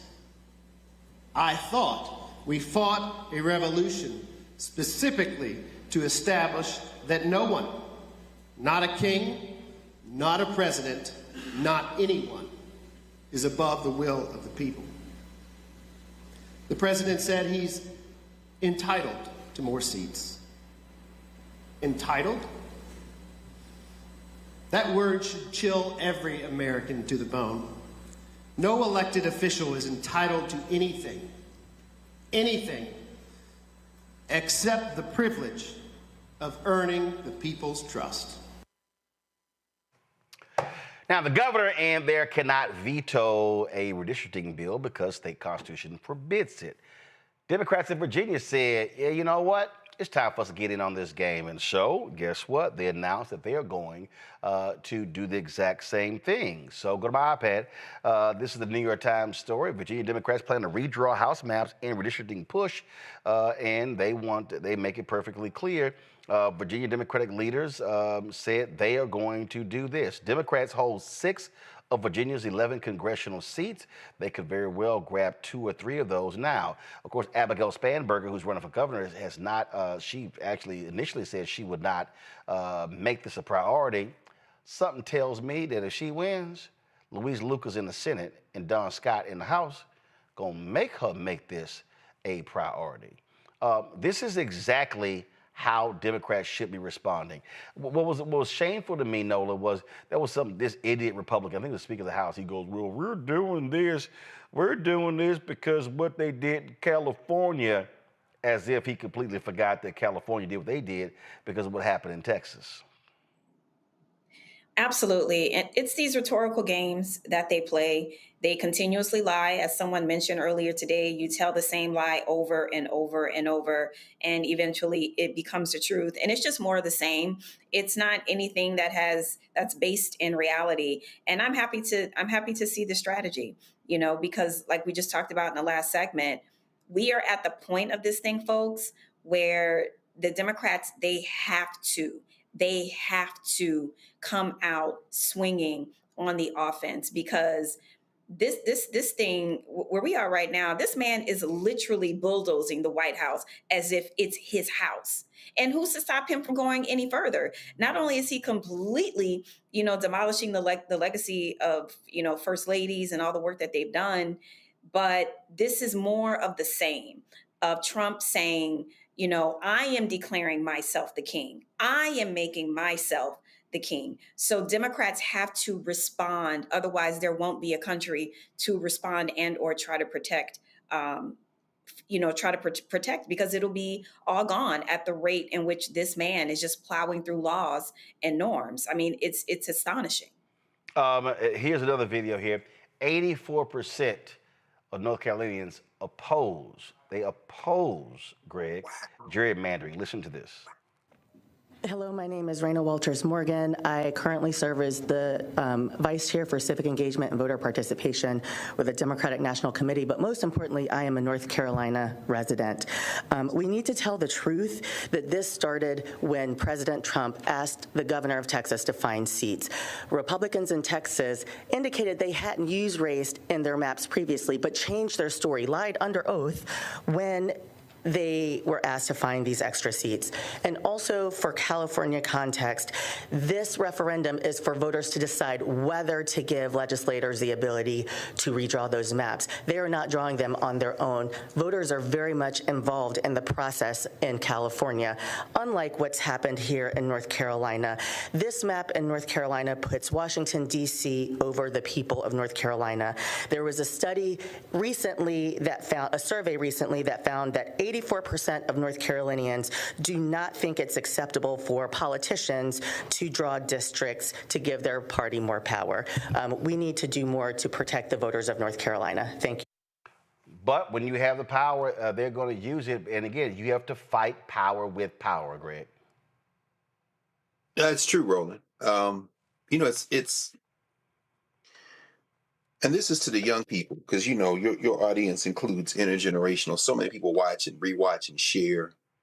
To you young people who don't have civics in high school like we did, and this is to anybody who really hadn't sat and studied this, the remarks that we heard there from Michael Garrett, very powerful because it was a lesson in civics. I have no faith at all in the American experiment.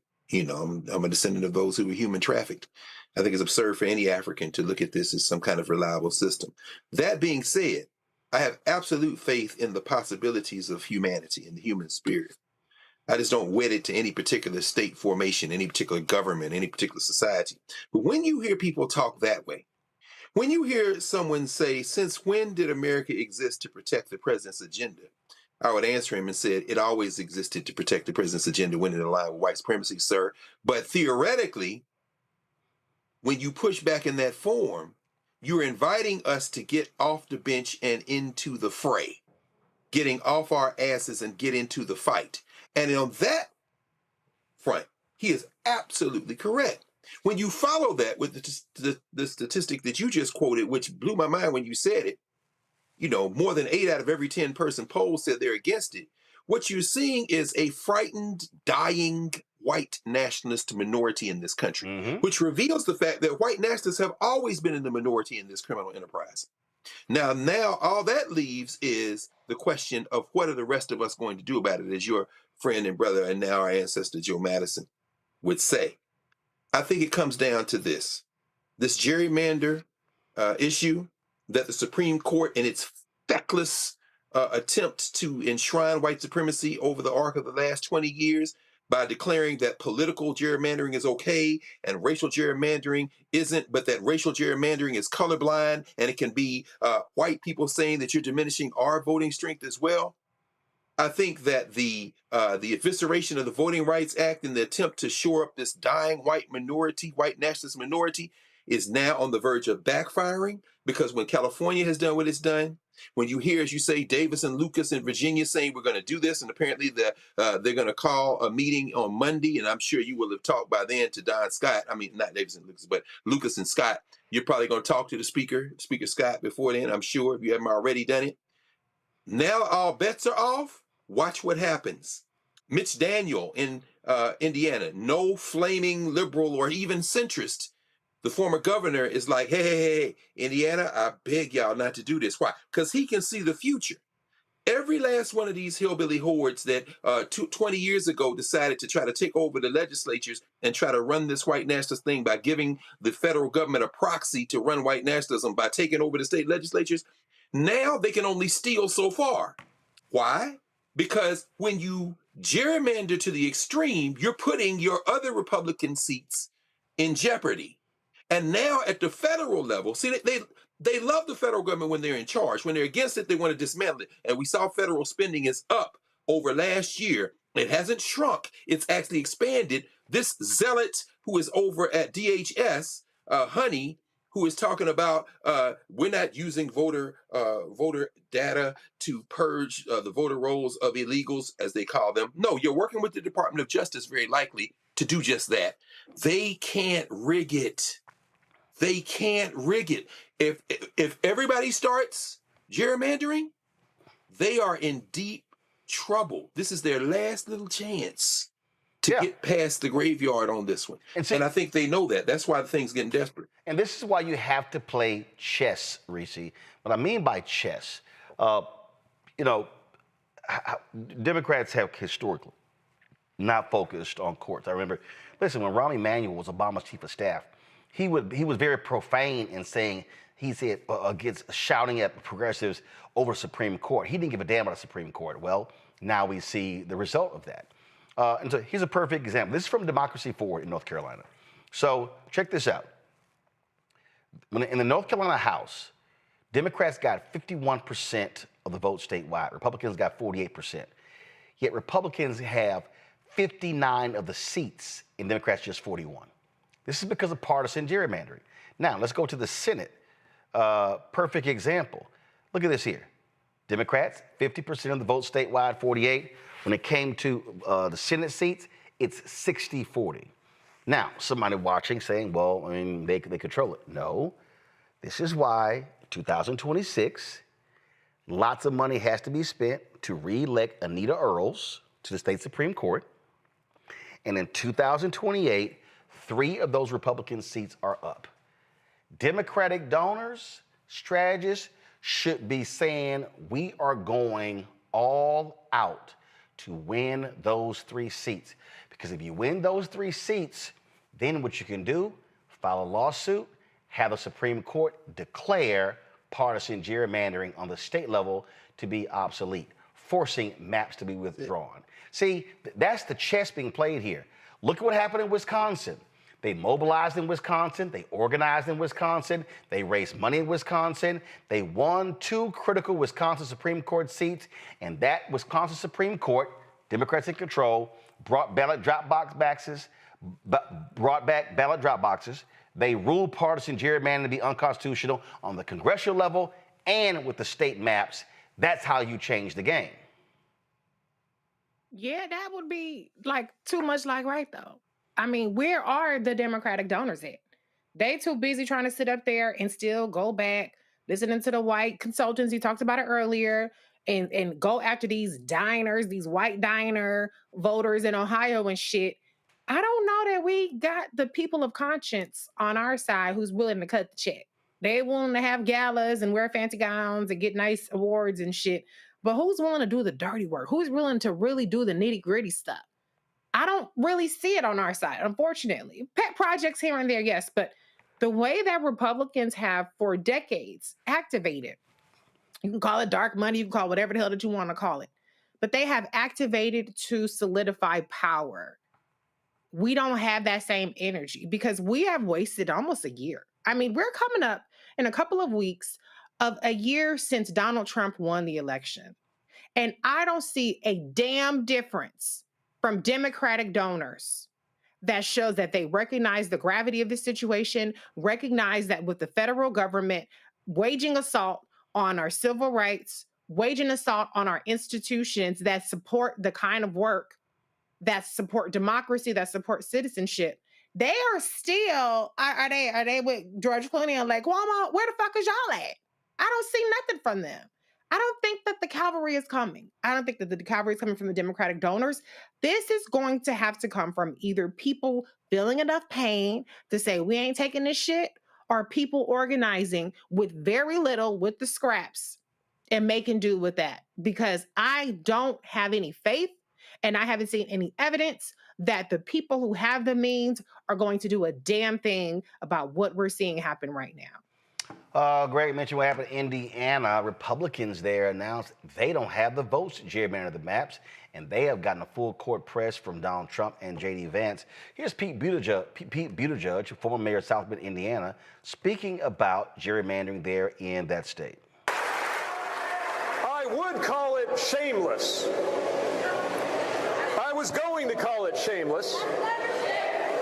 But then I started reading between the lines in some of the things that our Indiana State House Republican members are saying or not saying, and I realized they are, in fact, ashamed of what they're doing. They ought to be ashamed, and they are. They don't want to have to stand up in front of Hoosiers and say, yeah.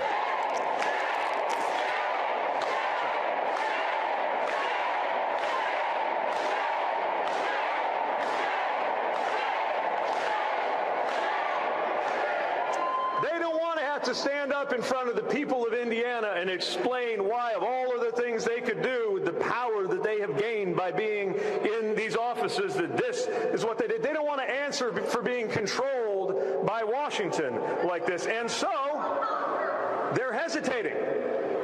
Even with all the pressure coming their way from Washington, a lot of them haven't quite committed to doing the deed. And that's where we come in.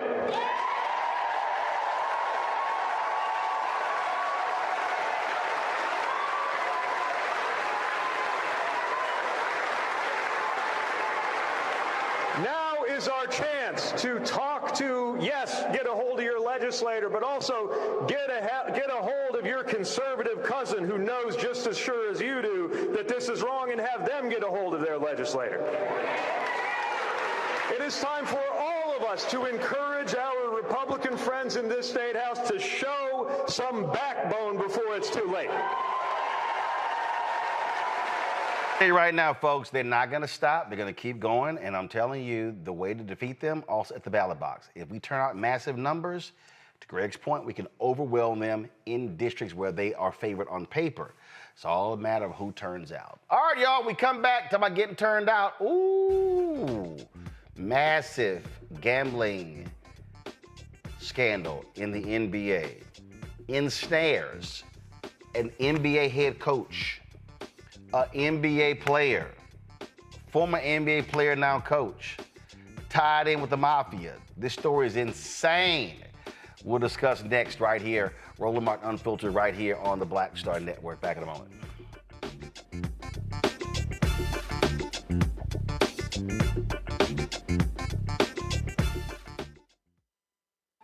As a pastor, I hear a lot about trips to the doctor, bills piling up, jobs being lost. So as your delegate, I went to work writing laws that protect families, helping parents care for their disabled children, capping insulin costs, lowering prescription prices, and investing in our police and schools. I'm Josh Cole, and as your delegate, I'm working to keep us strong and safe.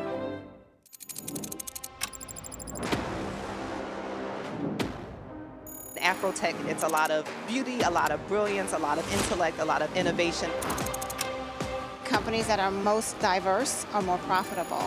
We're getting culture, we're getting community, we're getting the best of the best. And not only are we here to greet each other, but we're here to network and to elevate each other. Everybody from all the major tech companies is here, and that means that now everybody's in the same domain.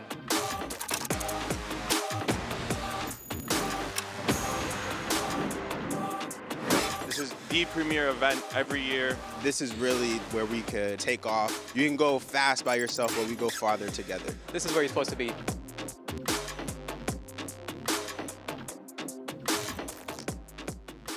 I'm Russell L. Honoré, Lieutenant General, United States Army, retired, and you're watching Roland Martin Unfiltered.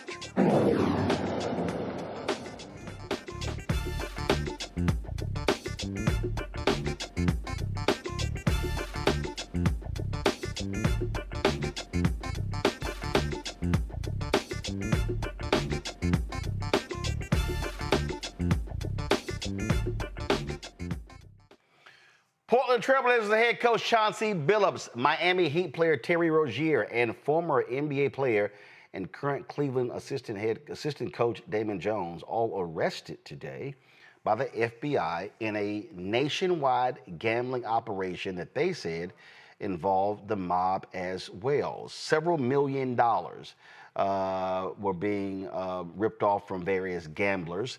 And this has been, just an unbelievable situation. Rozier was arrested Thursday at a hotel in Orlando, Florida. Billups was arrested in Oregon. According to the indictment, the defendants, quote, had access to private information known by NBA players or NBA coaches that would have affected the outcome of games. This was the announcement today in New York City. Today, we are here in New York to announce a historic arrest across a wide-sweeping criminal enterprise that envelops both the NBA and La Casa Nostra. FBI Director Kash Patel said on Thursday that more than 30 people have been arrested in a major illegal gambling investigation that stretched across the country. Among those charged are Chauncey Billups, an NBA Hall of Famer and head coach of the Portland Trailblazers. And All right, let's check this out. Now, Billups was not charged in this indictment, but he was called a co-conspirator, passing on information to gamblers that the Trailblazers were tanking games in order to get a high draft pick, and so people would then bet based upon those games. Billups and Rozier have been indicted on wire fraud conspiracy and money laundering conspiracy charges. What makes it even crazier, Billups was arrested as being part of an underground poker games that were backed by mafia families where they actually had x-rays on the table. This is an absolutely unbelievable story. Billups, as well as Rozier, have been suspended, placed on leave by the NBA as a result of this. You're talking about point shaving, sharing of information left and right. Just absolutely unbelievable. This has rocked the, look, the NBA got off to a fantastic start of the season, Greg. Opening night, the Oklahoma City Thunder playing my Houston Rockets. Game goes to double overtime. It's on NBC. Folks are all excited. Then all of a sudden this here. Now here's what's also crazy in this story, Greg. So the NBA has been working with a lot of these betting these betting folks. So when they see these weird bets, so how this thing has changed now and how they've been able to buzz is how stupid some of these players are. So the way they're now betting is they're betting on, particular player, how many points will he score, how many rebounds, how much time will he play. All of a sudden, they're watching the game and seeing, so-and-so checking out of the game. And they start seeing a lot of these bets, not just one bet being placed on this, but a number of bets. So all of a sudden, that sparks them to say, hey, something is a foul here. Michael Porter, previously, brother Michael Porter, suspended, first of all, kicked out of the NBA, banned for life because he pled guilty to point shaving as well. So all these things are going on while the NBA, NFL, other leagues are actually having bettors as sponsors, as advertisers. That's exactly right. At 60 years old, a lifelong baseball fan who played the game in high school, who once dreamt of making Major League Baseball, as someone who doesn't watch the National Football League because of what happened to Colin Kaepernick, and through that, all of us, and who has at least enough for self-respect. I don't condemn people who do what.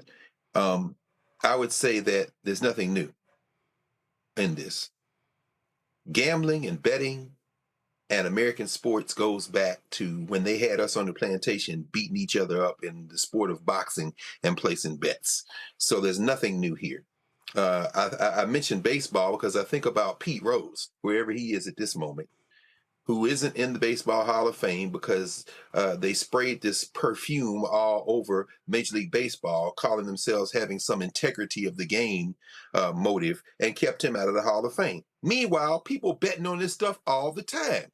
Chauncey Billups, the idea that he's at a poker game and because he's there and a couple other people, the high rollers come in and then they scam them and then you get a piece of the cut, that's terrible.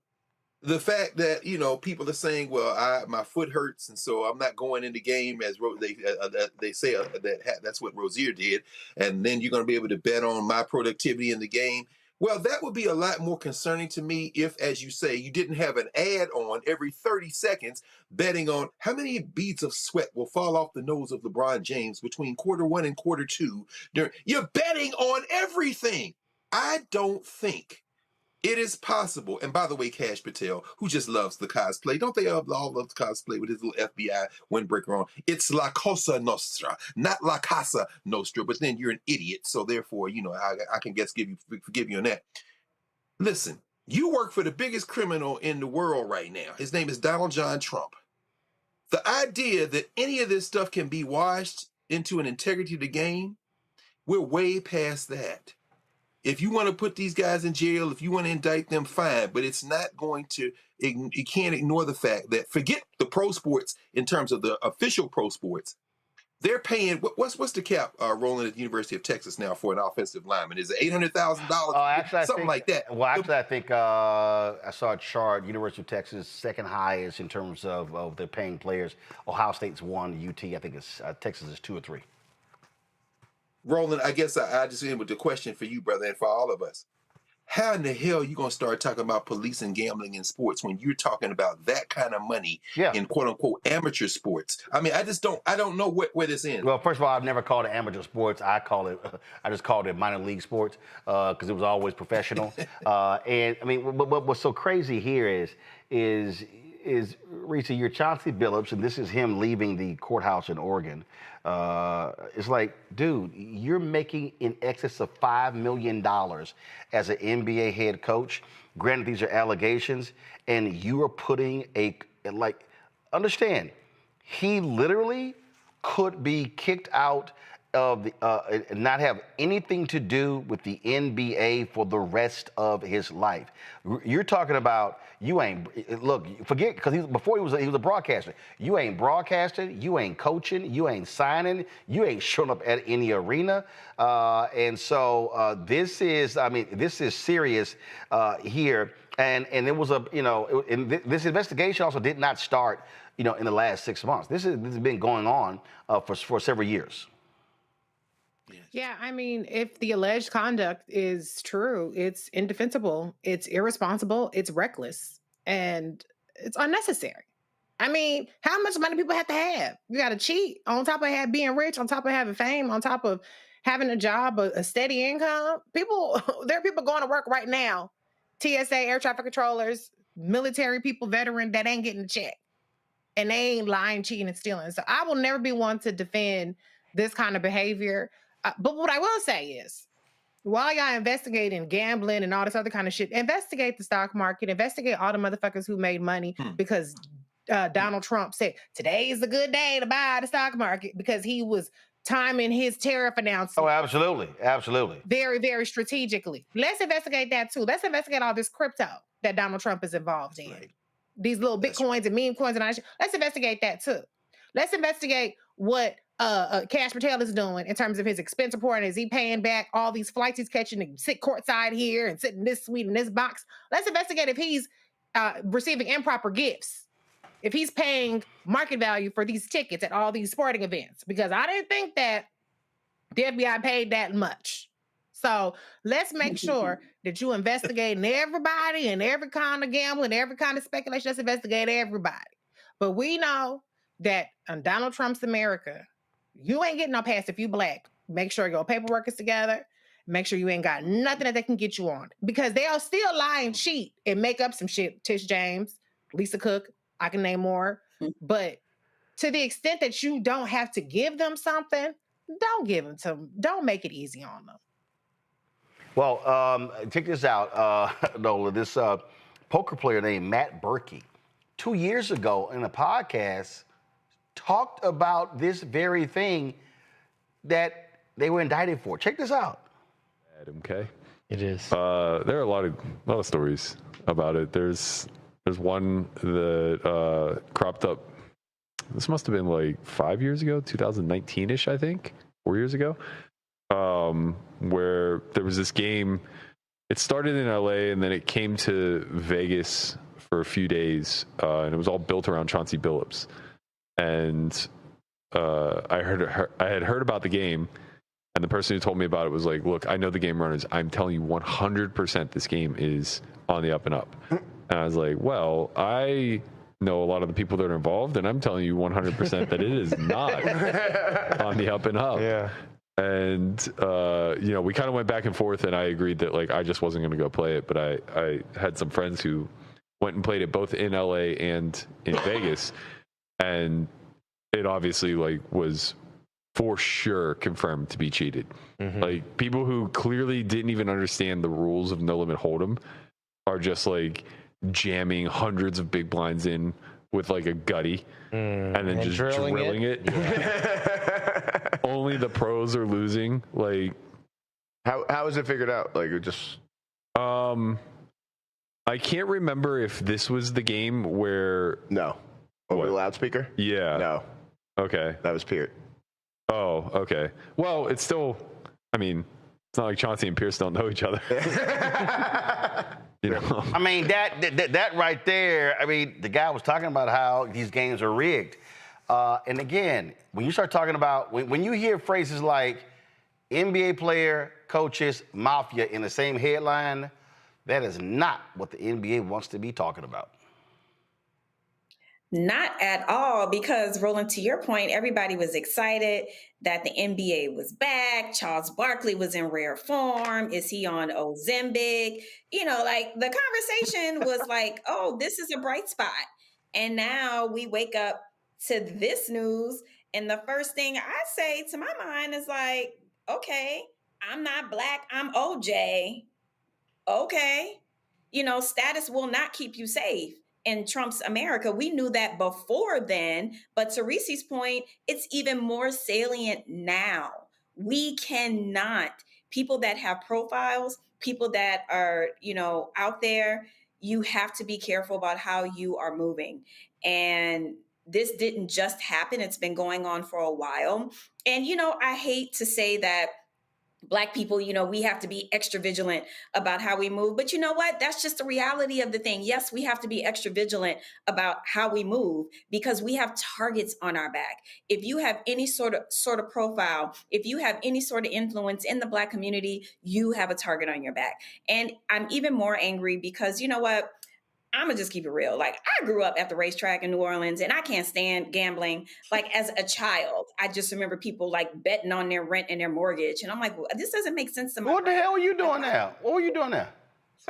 I grew up in New Orleans, y'all. That's a long, long story. I mean, like what? Your babysitter worked at the track? It's a long, long story. I mean, the horses were nice. Track. Oh, man. I really was at the track as a child. And I'm looking at all these adults like, all y'all asses should be ashamed of yourselves and y'all should go home. So I'm not a fan of gambling anyway. And the way that they market it as if it's fun and it's like gaming and like waste your time and spend all your money doing this. And to see, I'm just so upset that Chauncey is involved in this, that he's wrapped up in it, because not only does this send a bad message, and, you know, not only does this send a bad message, but this gives them more excuses not to hire Black coaches. This will reverberate. You know what I'm saying? Nah, I mean, I don't know about that. I mean, listen, you had a point shaving. You had a point shaving thing before with a white referee. But the thing that this is the one that cracked me up right here, y'all. In Trump's America? They were discussing this on ESPN, and then all of a sudden, hold on, let me see if I can find it. Is this it? They would talk. First of all the major networks were covering the news conference live. ESPN didn't, but they were having a conversation. Hold on, did it go away? Give me 1 second. Let me see if it. Yeah, watch this here. Okay, so just roll the video. So they were having no audio down. They were having a conversation on ESPN. I want y'all to see this here. I want y'all look what's in the bottom right hand corner. It's the ESPN bet information. So then all of a sudden, somebody was like, you know what? That may not be wise. We might want to go ahead and take that Chiron down. So all of a sudden, it's there. Then,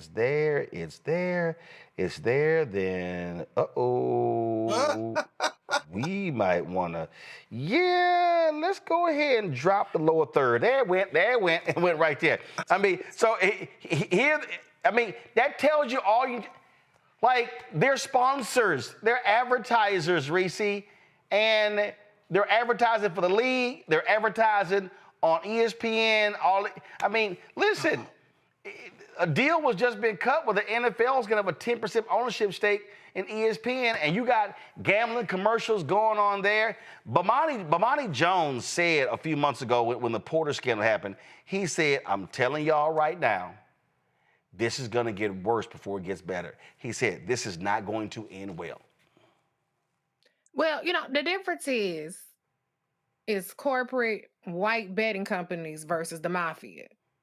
They want that cut. The government want that cut. These corporations want that cut.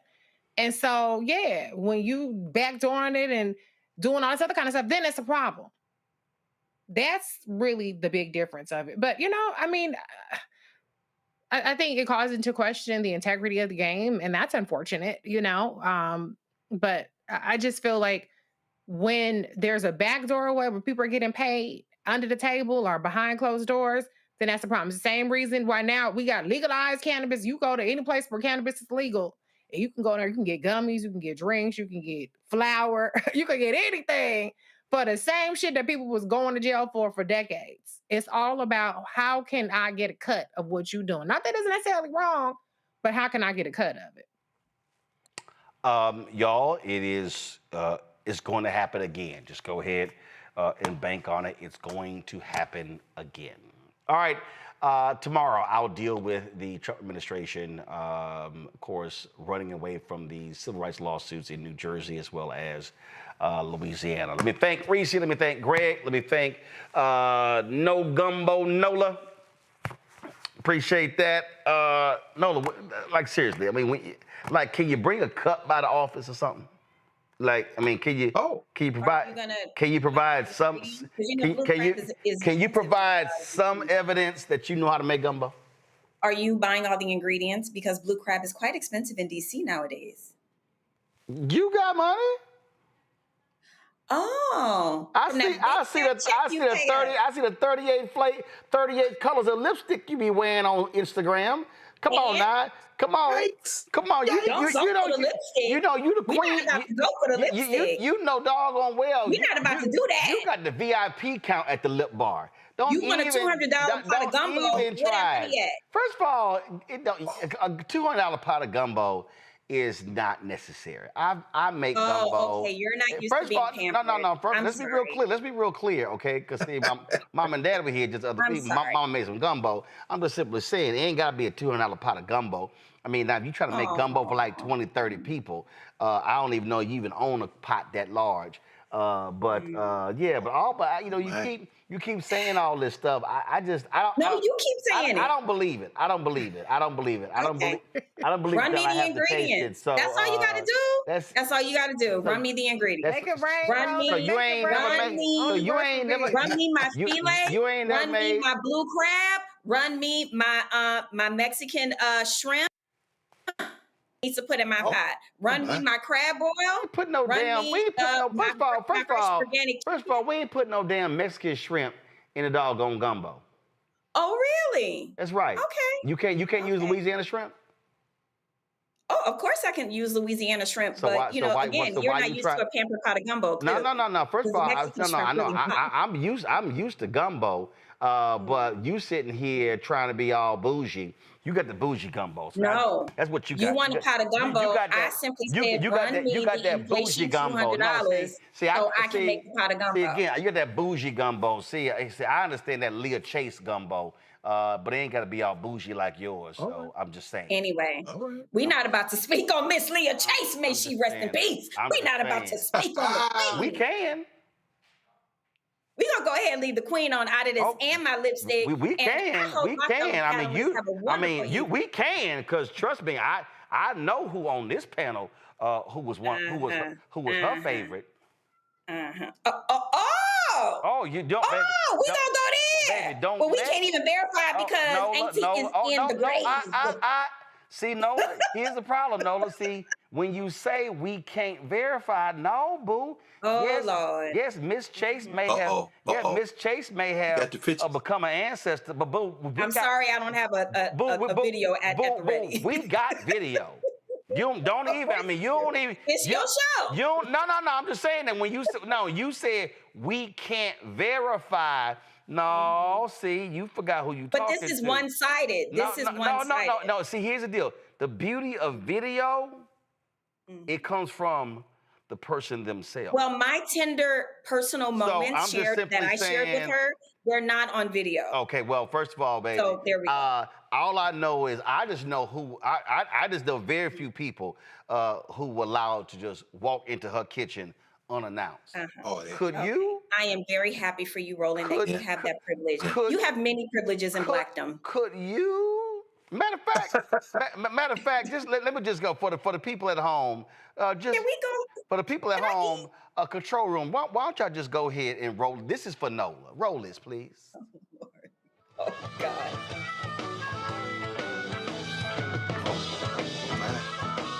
Oh, whenever I come to New Orleans, I cannot help but go by Dookie Chase, an institution for 76 years here in New Orleans.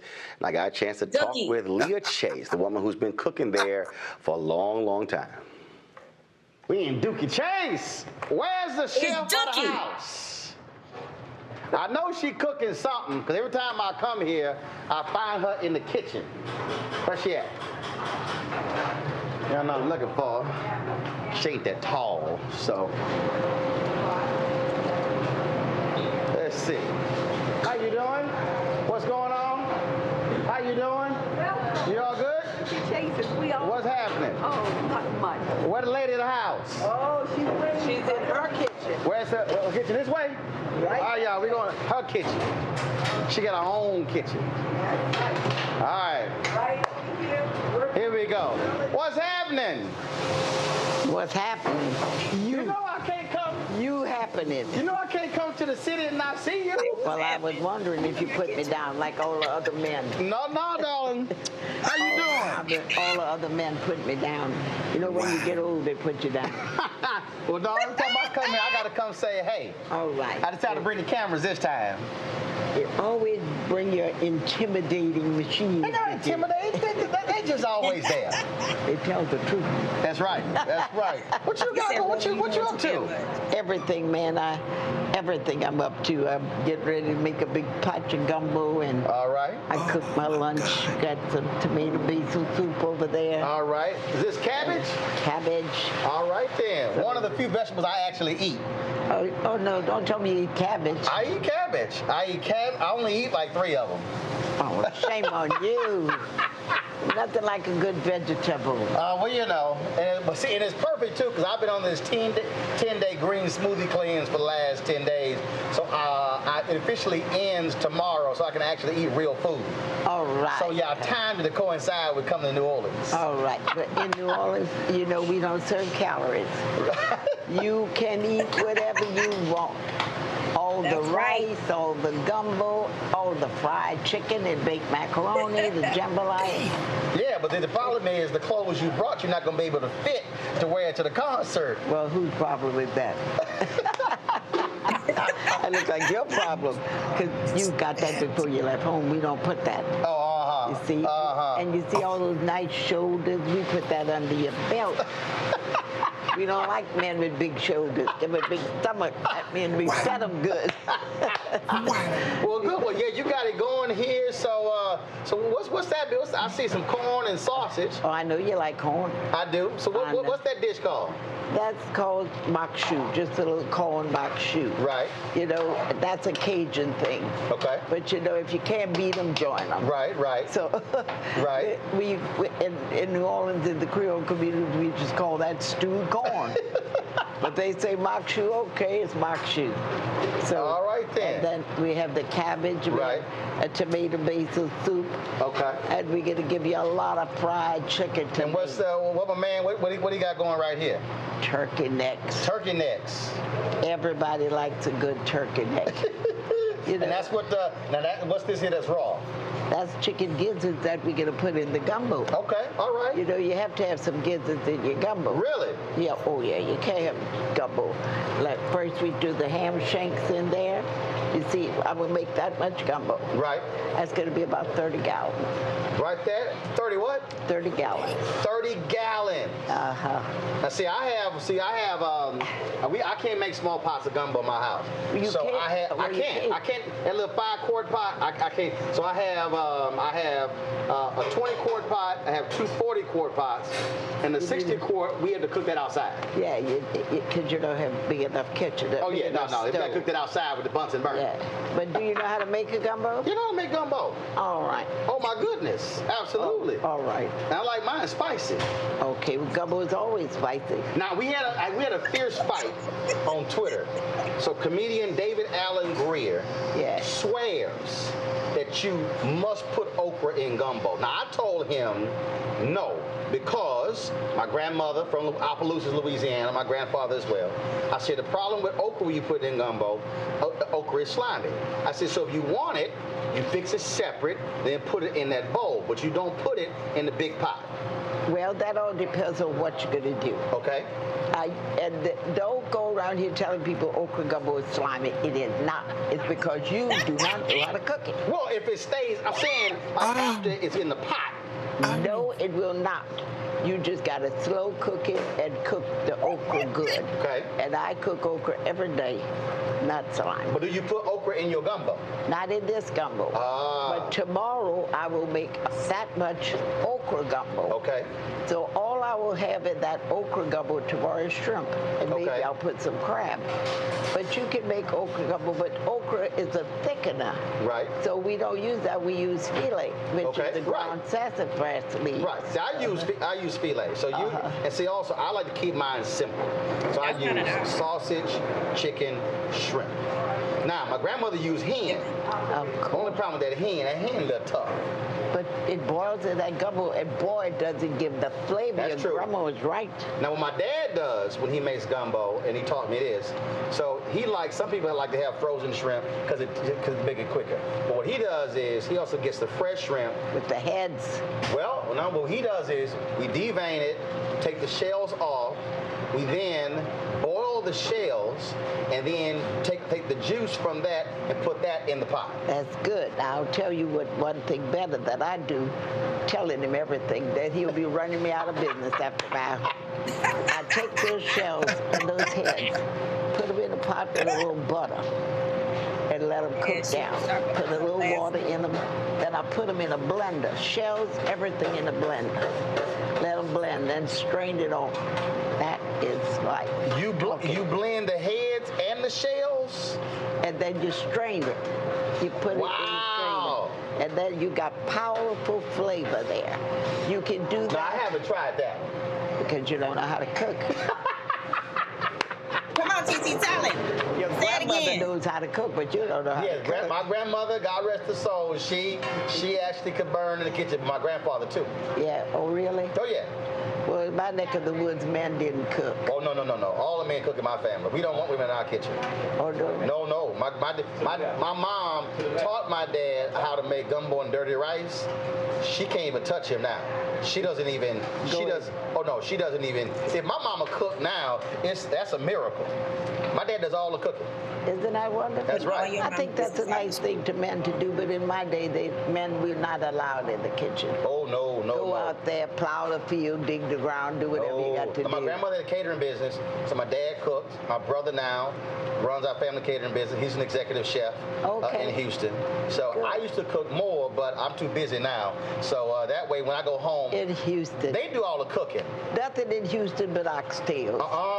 No.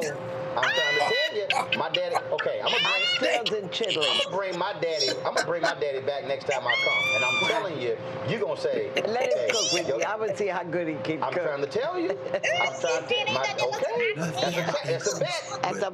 a bet. Weekdays on TV One. I will never lie to you. Oh my. All right, y'all. So we had a. She got you, man. We had a sit-down conversation. We had a lot more. We had together. So y'all remember when she passed away in June 2019? We did a 2.5.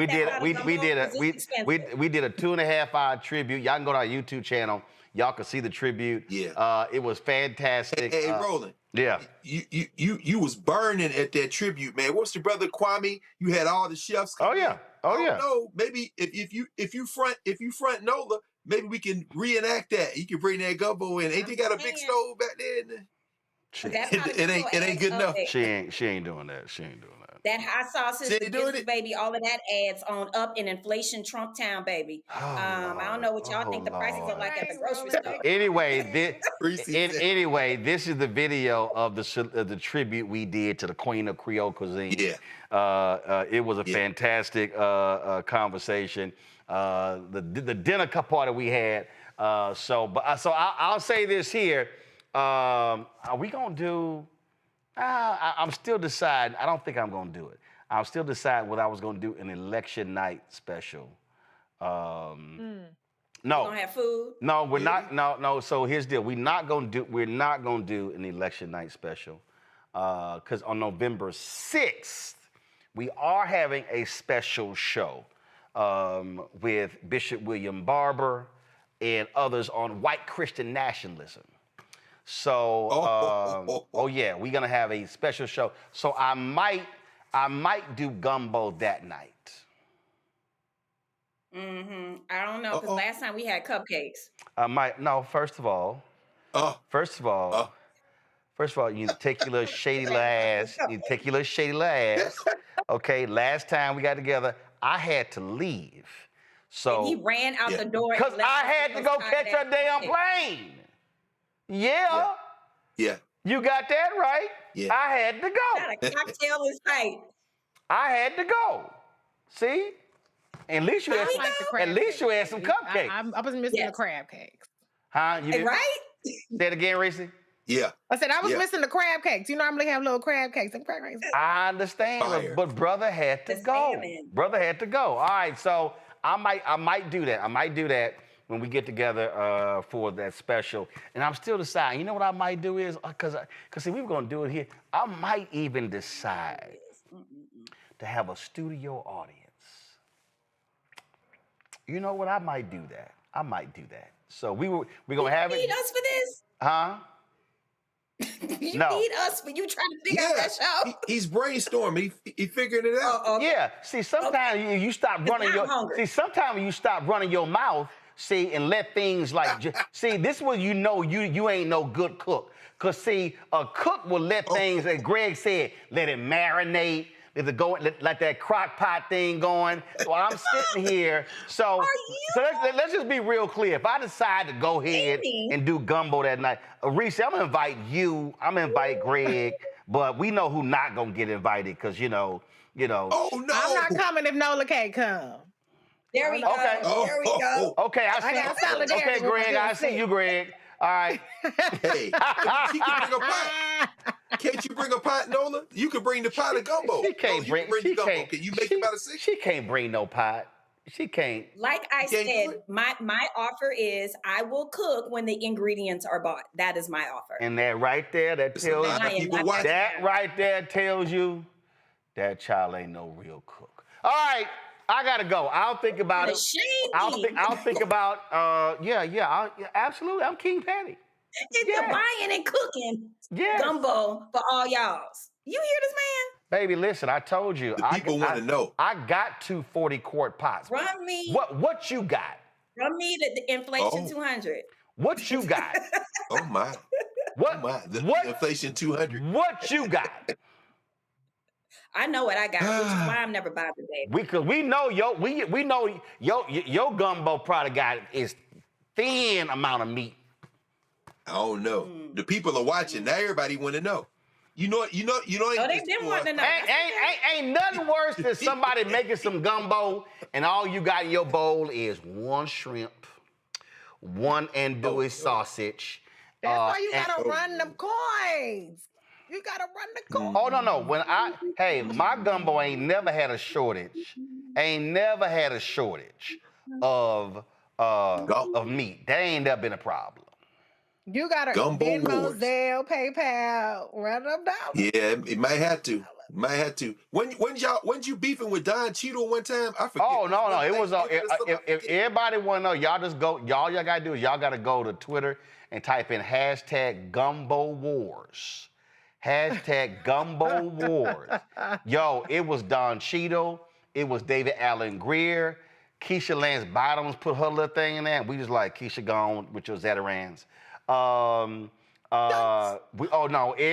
Everybody was catching strays. I'm talking about. Okay, I'm trying to tell you, this was a thing. Okay. No, this was a straight up. If you go to Twitter, matter of fact, I'm gonna go. If you go to Twitter, y'all think I'm lying. Everybody got hit. I mean, Tamron Hall had this awful gumbo. Oh my God, it was. I told Tamron, don't ever post a photo like that again. It was awful, y'all. Well, my husband makes the best gumbo, so. Boom. I'm gonna just cut all the debate. He makes the best. She said, Mike and drop. Okay, She done brought CJ all up into this conversation. Do you have a photo? Can we see some evidence of what his gumbo looked like? Oh Lord, she done. I'm gonna have to go back. We had the cooking contest. My husband is the chef, so I'm saying that. It was a cooking contest. Mean he was competing against somebody else. Who? Well, our family. We did the family cook-off during the COVID, so I'm sure I got something somewhere. But let's look at y'all, folks. Y'all, this is some of the stuff. Hashtag because I posted, boom, some of the gumbo. That looks good. And other people. We were all going at it. Wow. And then other folks start getting in on it, and they start. Monique got in on it. Other people start posting their stuff. Then some other folk posted some absolutely nasty ass. I never forget the fool who had some wieners, and we cussed him out. Oh no! We cussed him out. Wow! So as you see that's what it looks like when you actually can cook, Nola. That's called evidence. Let's see here. Wow. This seasoned chicken breast. Somebody else jumped in on this here. See, y'all thought we were joking. No. We were actually real. Did I ever tell y'all how I paid for my education at UCLA? Did I ever tell y'all? About me and my mom's we don't want no poll stories. Go ahead. I'm sorry. Okay. I'm just saying, since you. I don't know what somebody in my inheritance of somebody actually posted this photo as gumbo. We said, what the hell is that? Wow. Call the police. Call the police. I'm not lying. This was Chris Mueller, and we told him, man, put this damn thing down. Damn, Karen, Atia caught a stray? Oh, yeah, Karen posted something. We had to cuss her out. We had to, this was Karen. There it is. This was Karen Atia. We like, Karen, go sit your ass down. What is that? Gone. No. That was Karen Atia's gumbo, y'all. Maybe Ghanaian gumbo. We don't know what the hell that was. We don't know what that was. Yeah. Oh, there's Monique. And for everybody to understand, this thing went on for like 3 years, y'all. This started in 2019, and as y'all... What's Eddie doing? Huh? Eddie Cloud got it? I know he's from Moss Point. They gumbo in Moss Point, Mississippi. Eddie hopped his little ass in here. He ain't got no pictures, though. He just started following me. He ain't post no photos. Oh, okay. Yeah, he ain't post no photos. But we had, and so this was us showing how we prepare the chicken in the pan, the shrimp in the pan, the sausage in the pan. Nola don't know nothing about that. So this was Karen's. Wow. This was Karen's family gumbo. Yeah, we were not so sure. Is that chocolate sauce? See, right? Look, I didn't say it. Wow. I did not say it. Wow. But there were a lot of people who the recipe. Right. This here. Turn the audio up. This is my daddy handling his business. Damn, that's a big ass pot. That's one of the 40-quart pots. You don't have the big spoon. So that's the grilling special. Yeah, you can give me a big spoon. I need a long spoon. I thought Hood had bought one. Well, they are. We were still waiting for them to come back.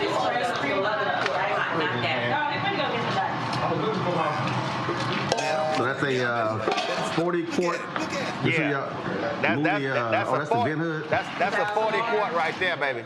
That's how we do it, Nola. What you got? What you got, Nola? From New Orleans. I ain't talking about it. I'm going to be about it. Come on, Nola from Nola. What you got? No, I'm sorry. I was just missing my mom in that moment because we always cook together. So I understand. But that's the love. But I still want to see something. I want to see some photos, some videos, something. That's beautiful. That's beautiful. Okay. Boy, this show is black as hell. I can smell that. It really is. Can we go now? Damn. And Greg, here's what's crazy, Greg. That photo I posted, that video of my dad, that was December 24th. Hell, we did another one 7 days later. Oh Lord! Wow. Wait a minute. Where did y'all? What? I told y'all I had gumbo before I had breast milk. Wow. Okay, that's the blackest statement today. All right. That's the blackest. Am I? Man said he had that tells you. gumbo before breast milk. So, I just none of that. Sharon Malone, Eric Holder's wife. She was like, "Oh no, she thought what she do. We've been arguing about gumbo, but she only do gumbo, when it's cold." I was like, "Girl, please." Hell, look at me, 105. Me and my sister told you the same damn thing. You out your see that's why you ain't real. Cause see, real gumbo people. Why would you stop questioning my authenticity? I damn sure did. Cause guess what? It can be 98 degrees outside and we gonna have some gumbo. You know why? Cause we are too legit to Because in quit. New Orleans, we actually have a menu. That's black. Nah. Another conversation. Nah, we are too legit. That's how you know black people. We are too legit to quit. All y'all little weak ass. Oh no, I can't have no gumbo unless it's cold. Nah, damn that. Damn that. In the heat. Nah, my granddaddy would real drink gumbo. Black coffee in the middle of the summer. That's we'll right. Take a non-New Orleans person. Boom. We gon' hit that sucker at any time. We gonna sit here. Hey, I don't care. 100 degrees outside. You know what? Just go to my iPad. Turn the audio up. Yeah. That's right. Too legit to quit. That's us. That's us. Feel good. You're fake, Nola. You ain't legit, Nola. All right, we gotta go. We have been black enough for today. We have been black. We have been. I think that's been settled. The show has been black enough for today. We've been black enough for today. No, let's go a little blacker. Turn the music up. Oh Lord. Because you don't want a hustle for my muscle, and you look weak, so yeah, I'm going for all that I can get. Kicking it at the top because I'm too legit to quit saying. Too legit to quit. Too legit. All right, Reese, Greg. Too legit. No, I appreciate it. Thanks so much. We got to bounce, y'all. We got to go. If y'all want to support the show, I told y'all this is the blackest show, this is the realest show. You don't get this on no CNN, MSNBC, Fox, ABC, NBC, CBS, because they all are unseasoned gumbo. That is not us. All right, y'all, support the show, support the network. If you want to contribute via Cash App, use the Stripe QR code. You see it right here, bottom left-hand corner. That's for credit cards as well. PayPal is R Martin Unfiltered. Venmo's RM Unfiltered. Zelle, Roland at RolandSMartin.com, Roland at RolandMartinUnfiltered.com. Check some money order. Make it payable to P.O. Box 57196, Washington, D.C. 2003, 7-0196. Download the Blast Up Network app. Apple phone, Android phone, Apple TV, Android TV, Roku, Amazon Fire TV, Xbox One, Samsung Smart TV. Of course, be sure to get my book, White Fear, How the Browning of America is Making White Folks Lose Their Minds. Available at bookstores nationwide. Get the audio version I read on Audible. That's right, my voice. I keep it real. Also, get out Black Star Network, Roland Martin Unfiltered swag, T-shirts, mugs, hats, Walmarts, all that good, wall art, all that good stuff. Go to shopblackstarnetwork.com, shopblackstarnetwork.com. All these products to my left, all these black-owned products you see right here, chips, toilet paper, gym wrap, facial stuff, relishes, sauces. Man, we got it. You all on the website, shopblackstarnetwork.com. And of course, be sure to download the app Fanbase. Get the app. And if you want to invest, go to startengine.com/fanbase, startengine.com/fanbase. Y'all, that's it. Oh, I was going to work the other day. I went ahead, I found it. My Wilberforce University shirt. Shout out to Wilberforce University. President Van Newkirk Sr. Shout out. I enjoyed giving the commencement speech. Can't wait to be back. I wore Central State the other day. And so, y'all let me know on social media who y'all want me to rock tomorrow. I had Savannah State on yesterday. So, who's going to be North Carolina Central, Claflin, Morehouse, Edward Waters, Arkansas Pine Bluff, and you know what? Texas Southern University still, you know who ain't sent me no gear? TSU in Prairie View. Okay, how the the hometown schools and the home state schools ain't sent no gear? Okay, I don't understand. TSU Prairie View. Man, y'all, you know what? I'm gonna have to send a text message right now to the chair of the board of directors at TSU. Y'all gotta send a brother some gear. I'm simply saying. Everybody, look at TSU. Y'all across the street from Jack Yates High School. I'm just saying. All right, y'all, that's it. I gotta go. I'll see y'all tomorrow right here, Roland Martin Unfiltered on the Black Star Network.